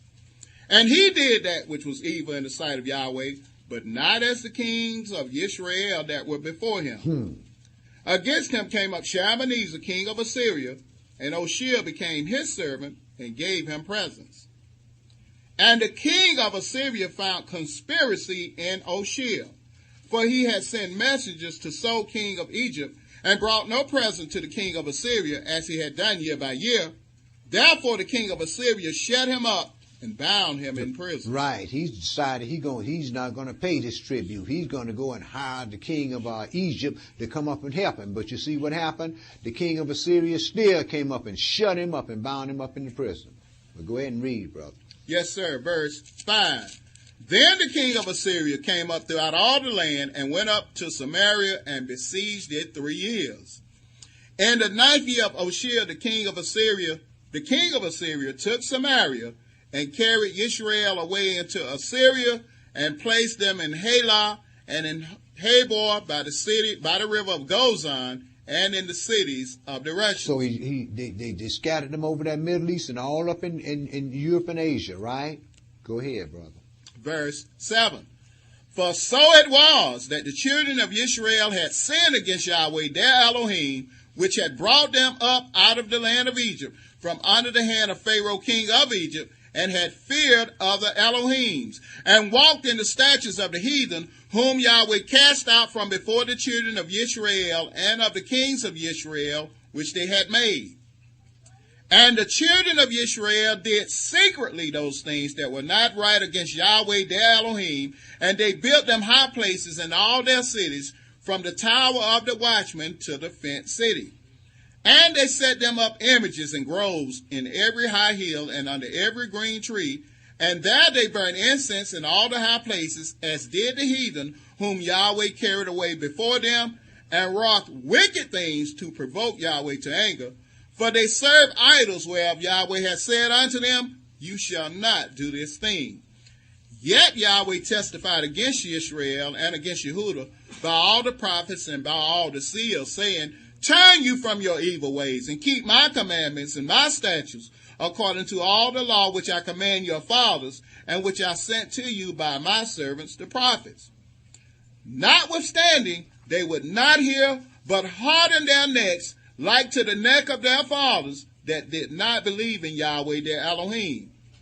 And they rejected his statutes, and his covenant that he made with their fathers, and his testimonies which he testified against them. And they followed vanity, and became vain, and went after the heathen that were round about them, concerning whom Yahweh had charged them that they should not do like them. And they left all the commandments of Yahweh their Elohim, and made them molten images, even 2 calves, and made a grove, and worshipped all the hosts of heaven, and served Baal. And they caused their sons and their daughters to pass through the fire, and used divination and enchantments, and sold themselves to do evil in the sight of Yahweh, to provoke him to anger. Therefore Yahweh was very angry with Israel, and removed them out of his sight. There was none left but the tribe of Yehudah only. Also Yehudah kept not the commandments of Yahweh their Elohim, but walked in the statutes of Israel which they made. They saw what happened to Israel. They saw what happened to Samaria. And you see what they did? They went and did the same thing, didn't they? Go ahead, brother. Yes, sir. Verse 20. And Yahweh rejected all the seed of Israel, and afflicted them, and delivered them into the hands of spoilers, until he had cast them out of his sight. For he rent Israel from the house of David, and they made Jeroboam the son of Nebat king, and Jeroboam drove Israel from following Yahweh, and made them sin a great sin. For the children of Israel walked in all the sins of Jeroboam, which he did.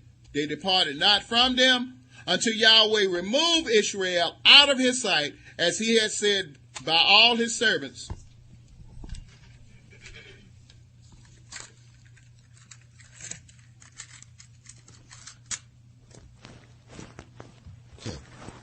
Verse 22. For the children of Israel walked in all the sins of Jeroboam, which he did. They departed not from them, until Yahweh removed Israel out of his sight, as he has said by all his servants the prophets. So was Israel carried away out of their own land to Assyria unto this day. Mm-hmm. And the king of Assyria brought men from Babylon, and from Cutha, and from Ava, and from Hamath, and from Sepharvaim, and placed them in the cities of Samaria instead of the children of Israel. And they possessed Samaria, and dwelt in the cities thereof.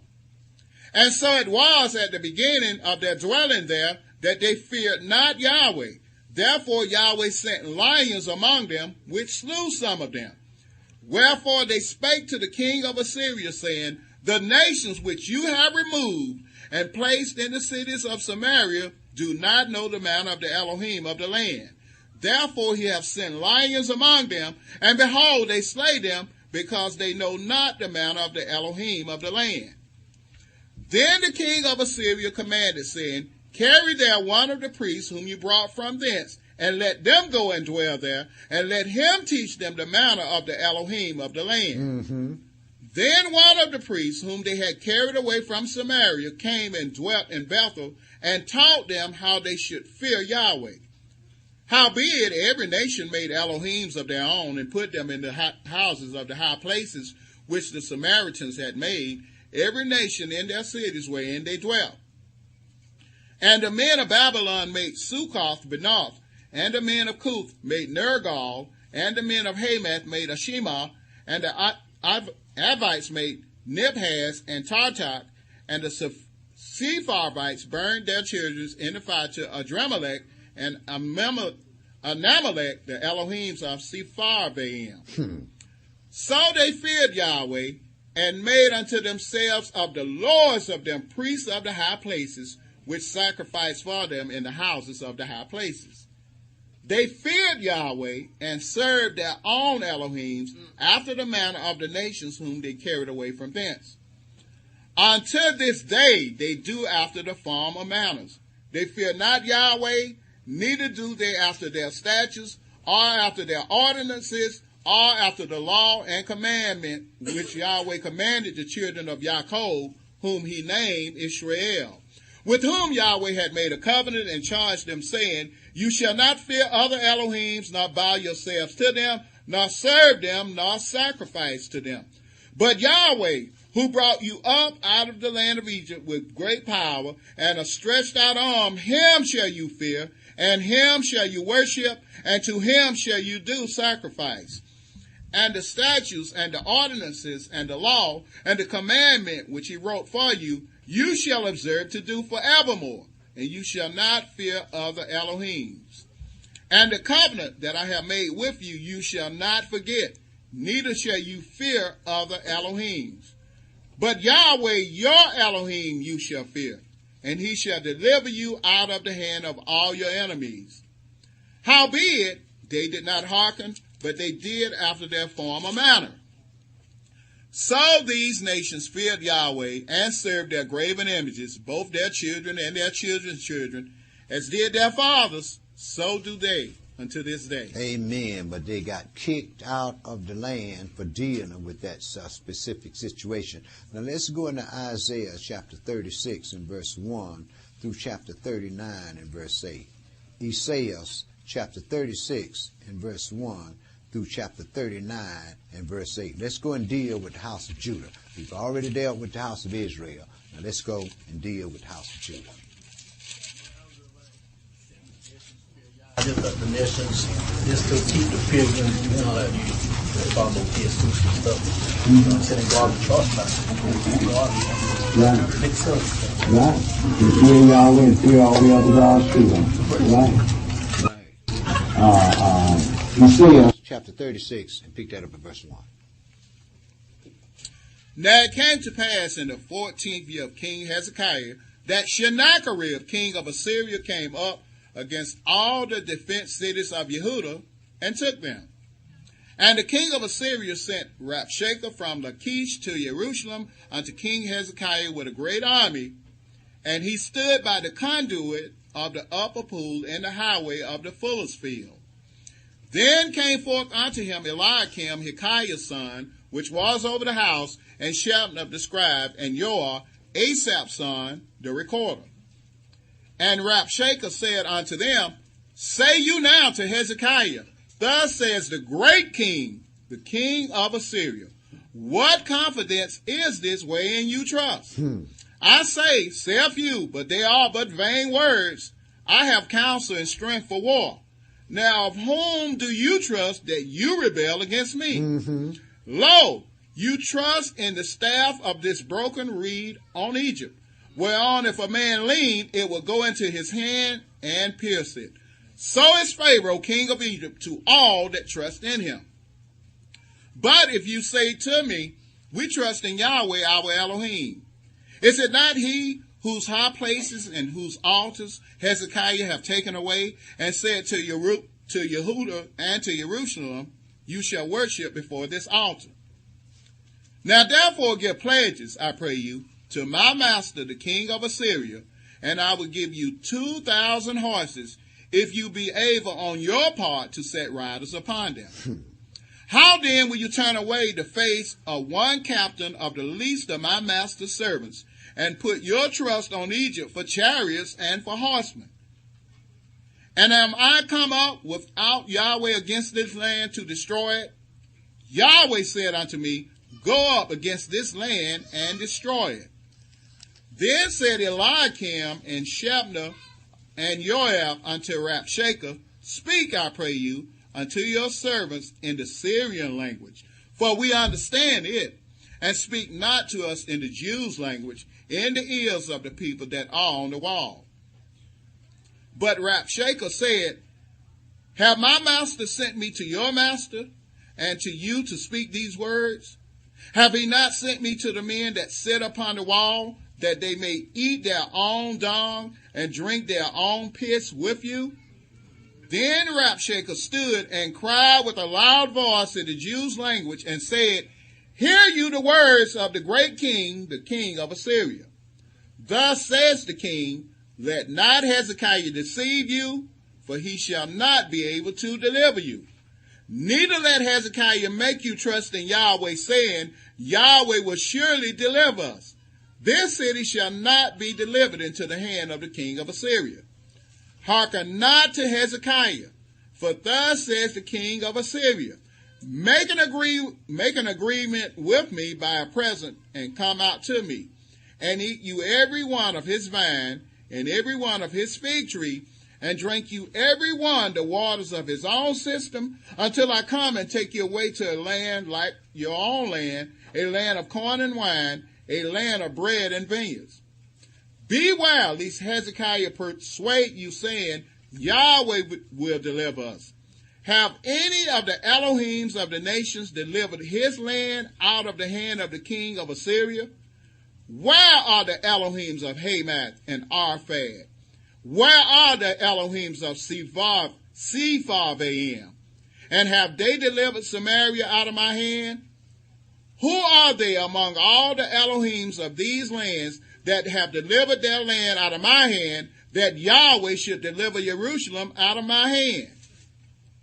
But they held their peace and answered him not a word. For the king's commandment was, saying, Answer him not. Then came Eliakim, the son of Hilkiah, that was over the household, and Shebna the scribe, and Joah, the son of Asaph, the recorder, to Hezekiah with their clothes rent, and told him the words of Rabshakeh. And it came to pass, when King Hezekiah heard it, that he rent his clothes and covered himself with sackcloth and went into the house of Yahweh. That's what he was supposed to do. See, regardless of what folks said, regardless of what come up, what he was supposed to do was go in the morning and go in and inquire of the God of it. See, go ahead and read, brother. Verse 2. And he sent Eliakim, who was over the household, and Shebna the scribe, and the elders of the priests, covered with sackcloth, unto Esaias, the prophet of the son of Amos. And they said unto him, Thus says Hezekiah, This day is a day of trouble, and a rebuke, and a blasphemy, for the children are come to the birth, and there is not strength to bring forth. It may be, Yahweh your Elohim will hear the words of Rabshakeh, whom the king of Assyria his master hath sent to reproach the living Elohim, and will reprove the words which Yahweh your Elohim have heard. Wherefore lift up your prayer for the remnant that is left. Amen. So the servants of King Hezekiah came to Esaias, and Esaias said unto them, Thus shall you say unto your master, Thus says Yahweh, Be not afraid of the words that you have heard, wherewith the servants of the king of Assyria have blasphemed me. Behold, I will send a blast upon him, and he shall hear a rumor and return to his own land. And I will cause him to fall by the sword in his own land. So Rabshakeh returned and found the king of Assyria warring against Libnah, for he had heard that he was departed from Lachish. And he heard say concerning Taharka, king of Ethiopia, He is come forth to make war with you. And when he heard it, he sent messengers to Hezekiah, saying, Thus shall you speak to Hezekiah, king of Yehudah, saying, Let not your Elohim, in whom you trust, deceive you, saying, Jerusalem shall not be given into the hand of the king of Assyria. Behold, you have heard what the kings of Assyria have done to all lands by destroying them utterly, and shall you be delivered? Have the Elohims of the nations delivered them, which my fathers have destroyed, as Gozan and Haran and Resep, and the children of Edom, which are in Telassar? Where is the king of Hamath, and the king of Arphad, and the king of the city of Sepharvaim, Henna, and Ava? And Hezekiah received a letter from the hand of the messengers, and read it. And Hezekiah went up unto the house of Yahweh, and spread it before Yahweh. Went up to the house, things come up, take it, spread it on Yahweh's altar, and say, now what you going to do about this? This is your business, you handle it. See? Go ahead and read, brother. Verse 15. And Hezekiah prayed unto Yahweh, saying, O Yahweh of hosts, Elohim of Israel, that dwelleth between the cherubims, you are that are the Elohim, even you alone, of all the nations of the earth. You have made heaven and earth. Incline your ear, O Yahweh, and hear. Open your eyes, O Yahweh, and see, and hear all the words of Sennacherib, which have sent to reproach the living Elohim. Of a truth, Yahweh, the kings of Assyria have laid waste all the nations and their countries, and have cast their Elohims into the fire, for they were no Elohims, but the work of men's hands, wood and stone. Therefore they have destroyed them. Now therefore, O Yahweh, our Elohim, save us from his hand, that all the kingdoms of the earth may know that you are Yahweh, even you only. Then Esaias, the son of Amos, sent unto Hezekiah, saying, Thus says Yahweh Elohim of Israel, whereas you have prayed to me against Sennacherib, king of Assyria, this is the word which Yahweh hath spoke concerning him. The virgin, the daughter of Yehudah, have despised you and laughed you to scorn. The daughter of Jerusalem hath shaken her head at you. Whom have you reproached and blasphemed? And against whom have you exalted your voice and lifted up your eyes on high? Even against the Holy One of Israel. By your servants have you reproached the Adonai, and have said, By the multitude of my chariots am I come up to the height of the mountains, to the sides of Lebanon. And I will cut down the tall cedars thereof, and the choice fir trees thereof, and I will enter into the height of his border, and the forest of his Carmel. I have digged and drank water, and with the sole of my feet have I dried up all the rivers of the besieged places. Have you not heard long ago how I have done it, and of ancient times that I have formed it? Now have I brought it to pass that you should be to laid waste the fenced cities into ruinous heaps.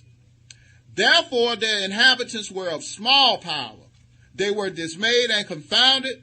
They were as the grass of the field, and as the green herb, as the grass on the housetop, and as corn blasted before it be grown up. But I know your abode, and your going out, and your coming in, and your rage against me.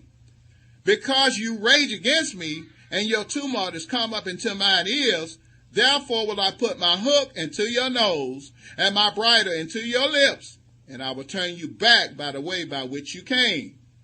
And this shall be a sign unto you. You shall eat this year such as groweth of itself, and the second year that which springeth of the same, and in the third year sow you and reap, and plant vineyards, and eat the fruit thereof. And the remnant that is escaped of the house of Yehudah shall take root downward, and bear fruit outward. For out of Jerusalem shall go forth a remnant, and they that escape out of Mount Zion. The zeal of Yahweh of hosts shall do this. Therefore thus says Yahweh concerning the king of Assyria, He shall not come into this city, nor shoot an arrow there, nor come before it with shields, nor cast a bank against it. By the way that he came, by the same shall he return, and shall not come into this city, says Yahweh. For I will defend this city, to save it for mine own sake, and for my servant David's sake. Then the angel of Yahweh went forth, and smote in the camp of the Assyrians 185,000. And when they arose early in the morning, behold, they were all dead corpses. So Sennacherib, king of Assyria, departed, and went and returned and dwelt at Nineveh. And it came to pass, as he was worshipping in the house of Nisroch, his Elohim, that Adremelech and Sharezer, his sons, smote him with the sword. And they escaped into the land of Armenia. And Esarhaddon, his son, reigned in his stead. Okay, now Hezekiah got sick, and he was sick unto death. Right. And he went and cried to Yahweh because he didn't want to die. And Yahweh told him he was going to add 15 years to his life. So he added 15 years to his life after Hezekiah had prayed to Yahweh. Now, let's go and pick this up, my brother, at, see what happened, chapter 39, and read verse 1 through verse 8. Yes, sir. At that time, Merodach-Baladan, the son of Baladan, king of Babylon, sent letters and a present to Hezekiah, for he had heard that he had been sick and was recovered. And Hezekiah was glad of them, and showed them the house of his precious things, the silver and the gold, and the spices, and the precious ointment, and all the house of his armor, and all that was found in his treasures. There was nothing in his house, nor in all his dominion, that Hezekiah showed them not. Then came Esaias the prophet unto King Hezekiah, and said unto him, What said these men, and from whence they came unto you? And Hezekiah said, They are come from a far country unto me, even from Babylon. Then said he, What have they seen in your house? And Hezekiah answered, All that is in mine house have they seen. There is nothing among my treasures that I have not showed them. Then said Esaias to Hezekiah, Hear the word of Yahweh of hosts. Behold, the days come that all that is in your house, and that which your fathers have laid up in store unto this day, shall be carried to Babylon. Nothing shall be left, says Yahweh. And of your sons that shall issue from you, which you shall beget, shall they take away, and they shall be eunuchs in the palace of the king of Babylon.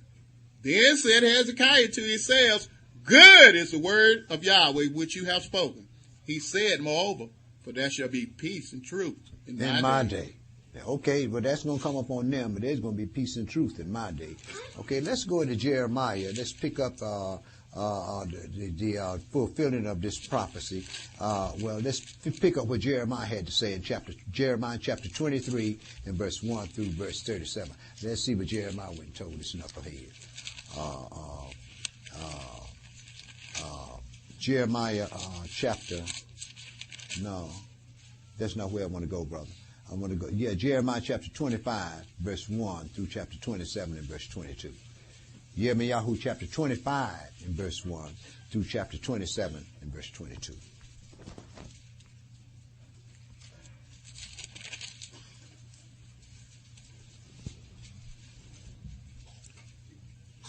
The word that came to Jeremiah concerning all the people of Yehuda in the 4th year of Jehoiakim, the son of Josiah, king of Yehuda, that was the 1st year of Nebuchadnezzar, king of Babylon, the which Jeremiah the prophet spake unto all the people of Yehuda, and to all the inhabitants of Jerusalem, saying, From the 13th year of Josiah, the son of Ammon, king of Yehuda, even unto this day, that is, the 23rd year, that the word of Yahweh have come unto me, and I have spoken unto you, rising early and speaking, but you have not hearkened. And Yahweh have sent unto you all his servants, the prophets, rising early and sending them, but you have not hearkened, nor inclined your ear to hear. They said, Turn you again now everyone from his evil way, and from the evil of your doings, and dwell in the land that Yahweh have given unto you and to your fathers forever and ever. And go not after other Elohims to serve them and to worship them, and provoke me not to anger with the works of your hands, and I will do you no hurt. Yet you have not hearkened unto me, says Yahweh, that you might provoke me to anger with the works of your hands to your own hurt. Therefore thus says Yahweh of hosts, because you have not heard my words, behold, I will send and take all the families of the north, says Yahweh, and Nebuchadnezzar, the king of Babylon, my servant, and will bring them against this land, and against the inhabitants thereof, and against all these nations round about, and will utterly destroy them, and will make them an astonishment, and a hissing, and perpetual desolation. Moreover, I will take from them the voice of mirth, and the voice of gladness, the voice of the bridegroom, and the voice of the bride, the sound of the millstones, and the light of the candle. And this whole land shall be a desolation and an astonishment, and these nations shall serve the king of Babylon 70 years. And it shall come to pass, when 70 years are accomplished, that I will punish the king of Babylon and that nation, says Yahweh, for their iniquity, and the land of the Chaldeans, and will make it perpetual desolations. And I will bring upon that land all my words which I have pronounced against it, even all that is written in this book, which Jeremiah have prophesied against all the nations. For many nations and great kings shall serve themselves of them also, and I will recompense them according to their deeds and according to the work of their own hands. For thus says Yahweh Elohim of Israel unto me, take the wine cup of this spirit at my hand, and cause all the nations to whom I send you to drink it. And they shall drink and be moved and be mad because of the sword that I will send among them. Then took I the cup at Yahweh's hand, and made all the nations to drink unto whom Yahweh had sent me, to wit, Jerusalem and the cities of Yehudah, and the kings thereof, and the princes thereof, to make them a desolation and astonishment, a hissing and a curse, as it is this day. Okay, my brother, now go over to chapter 26 and verse 1. In the beginning of the reign of Jehoiakim, the son of Josiah, king of Yehudah, came this word from Yahweh, saying, thus says Yahweh, stand in the court of the Yahweh's house, and speak unto all the cities of Yehudah, which come to worship in Yahweh's house, all the words that I command you to speak unto them, diminish not a word. If so be they will hearken, and turn every man from his evil way, that I may repent me of the evil which I purpose to do unto them, because of the evil of their doings. Mm-hmm. And you shall say unto them, thus says Yahweh, if you will not hearken to me, to walk in my law, which I have set before you, to hearken to the words of my servants the prophets, whom I sent unto you, both rising up early and sending them, but you have not hearkened, then will I make this house like Shiloh, and will make this city a curse to all the nations of the earth. So the priests and the prophets and all the people heard Jeremiah speaking these words in the house of Yahweh. Okay, chapter 27 and 1, my brother.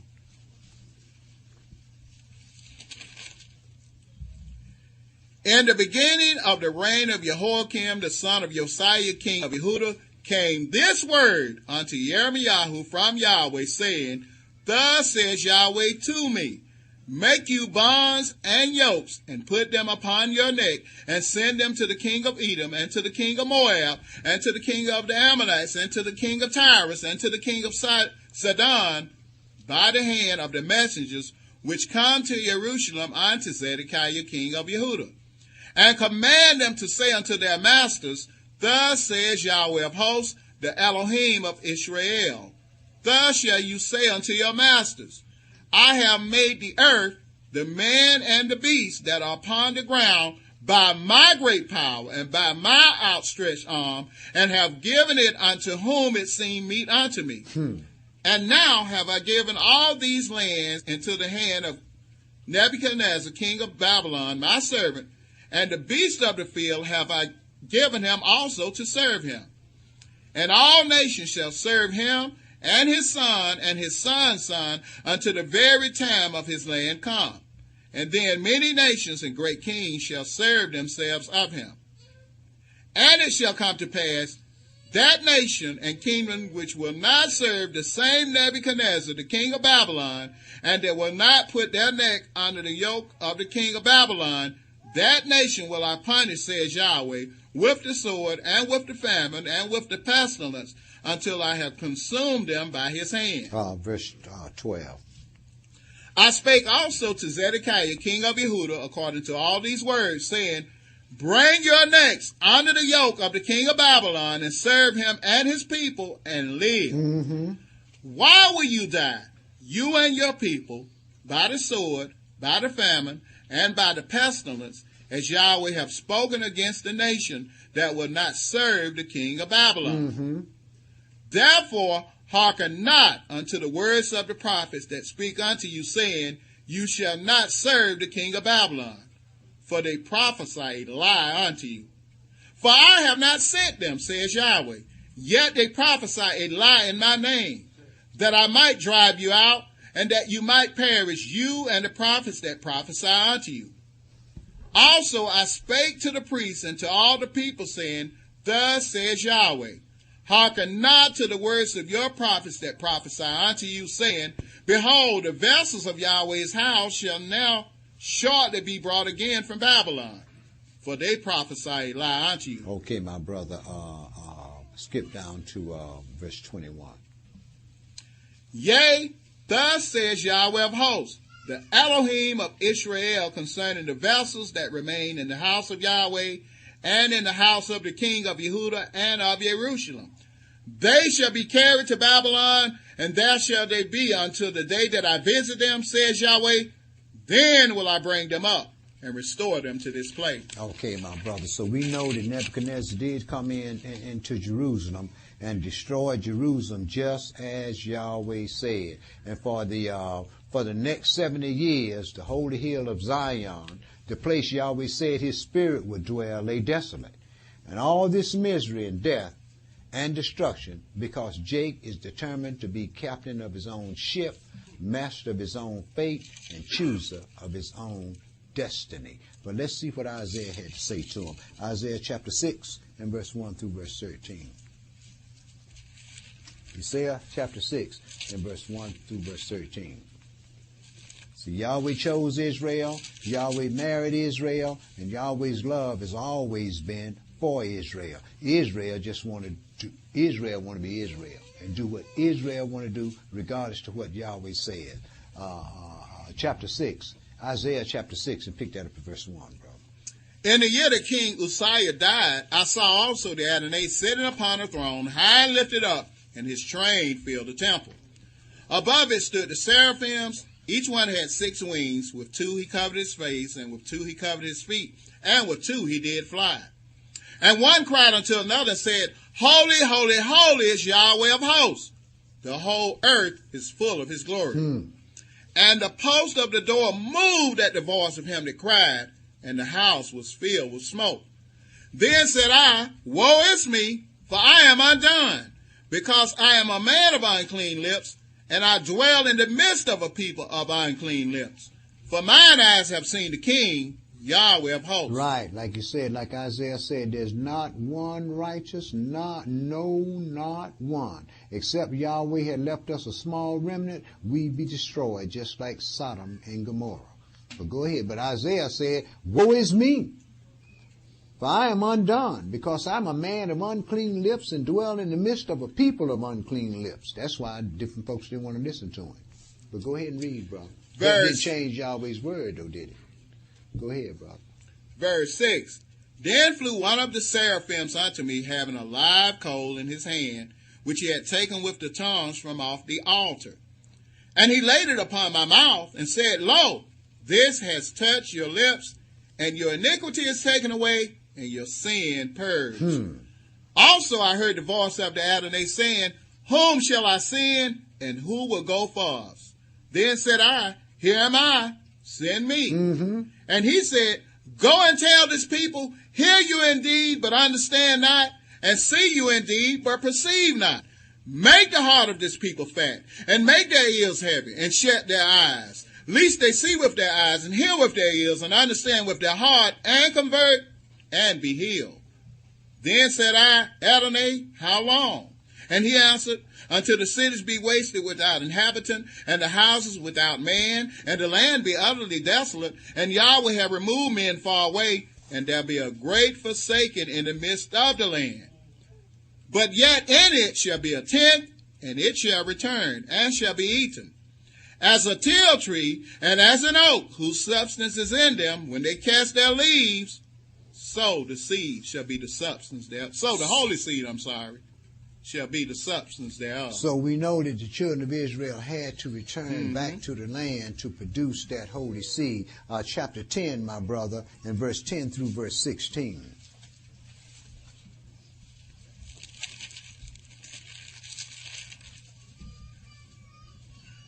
Chapter 7, verse 10 through verse 16. What did I say, 10? I'm sorry, chapter 7, brother.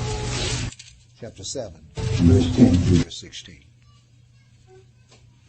Moreover, Yahweh spake unto Ahaz, saying, Ask thee a sign of Yahweh your Elohim. Ask it either in the depth or in the height above. But Ahaz said, I will not ask, neither will I tempt Yahweh. And he said, Hear you now, O house of David. Is it a small thing for you to weary men, but will you weary my Elohim also? Right. Yahweh sent me to tell you to ask, man, but you going to weary me? You going to weary Yahweh also? Go ahead. Verse 14. Therefore the Adonai himself shall give you a sign. Behold, a virgin shall conceive and bear a son, and shall call his name Emmanuel. Butter and honey shall he eat, that he may know to refuse the evil and choose the good. For before the child shall know to refuse the evil and choose the good, the land that you abhor shall be forsaken of both her kings. Okay, my brother. Chapter 8 and 9 through chapter 9 and verse 8.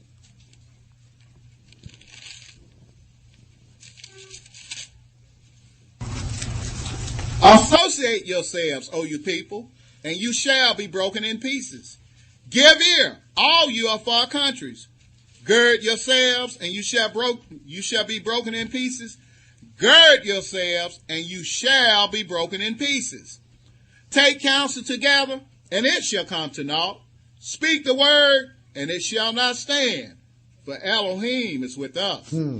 For Yahweh spake thus to me with a strong hand, and instructed me that I should not walk in the way of this people, saying, Say you not a confederacy to all them to whom this people shall say a confederacy. Neither fear you their fear, nor be afraid. Sanctify Yahweh of hosts himself, and let him be your fear, and let him be your dread.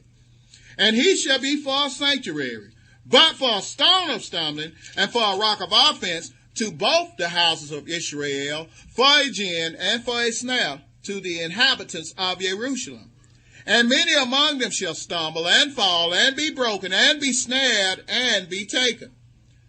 Bind up the testimony, seal the law among my disciples. And I will wait upon Yahweh that hide his face from the house of Jacob, and I will look for him. Behold, I and the children whom Yahweh have given me are for signs and for wonders in Israel from Yahweh of hosts, which dwelleth in Mount Zion. And when they shall say unto you, Seek unto them that have familiar spirits, and unto wizards that peep and that mutter, should not a people seek unto their Elohim, for the living to the dead, to the law and to the testimony? If they don't speak according to this word, it is because there is no light in them. And they shall pass through it, hardly bestead and hungry. And it shall come to pass that when they shall be hungry, they shall fret themselves and curse their king and their God, and look upward. And they shall look unto the earth, and behold trouble and darkness, dimness of anguish, and they shall be driven to darkness. Nevertheless, the dimness shall not be such as was in her vexation, when at the first he lightly afflicted the land of Zebulun and the land of Naphtali, and afterward did more grievously afflict her by the way of the sea beyond Jordan in Galilee of the nations. The people that walk in darkness have seen a great light. They that dwell in the land of the shadow of death, upon them have the light shined. Praise Yah. Thou hast multiplied the nation and not increased the joy. They joy before you according to the joy and harvest, and as men rejoice when they divide the spoil. For thou hast broken the yoke of his burden, the staff of his shoulder, the rod of his oppressor, as in the day of Midian. For every battle of the warrior is with confused noise and garments rolled in blood, but this shall be with burning and fuel of fire. For unto us a child is born, unto us a son is given, and the government shall be upon his shoulder, and his name shall be called Wonderful, Counselor, the Mighty El, the Everlasting Father, the Prince of Peace. Of the increase of his government and peace there shall be no end, upon the throne of David and upon his kingdom, to order it and to establish it with judgment and with justice from henceforth, even forever. The zeal of Yahweh of hosts will perform this. The Adonai sent a word unto Jacob, and it have lighted upon Israel. This is the son that was promised to David. It would be a son. The reason for the virgin birth was that so that the son would be born without the original sin. And that because when we get back and read the Passover law, the sacrifice that was offered for Passover, it had to be unblemished, and it couldn't have any broken bones, and you might want to check the atonement sacrifice also, and you'll see that these things truly fit the Messiah that was born many years later. Because the only part of the covenants fulfilled so far was that concerning being Elohim's nation in his land, the house of Yehudah had to return to bring forth that promised seed. Although a remnant of our fathers truly worship and serve because of Yahweh's love for his bride, Israel was greatly loved because of their special place and purpose in their time. Therefore, the remnant were forgiven, not having their sins imputed to them. Why? So that the purpose of Yahweh's works in the earth would be fulfilled according to his word and not according to their sins. But having knowledge of their own sins, and then having the Spirit visited upon them in ways that were undeniable, the visitations from the unseen kingdom caused them to fear Yahweh and to show the same grace to whom the Spirit chooses and not to themselves. A good idea was that with Samuel. It was the thing that took place between Samuel and Saul. We know Saul wasn't no good, but Samuel loved him even up to unto death, didn't he? Why? Because he was Yahweh's servant.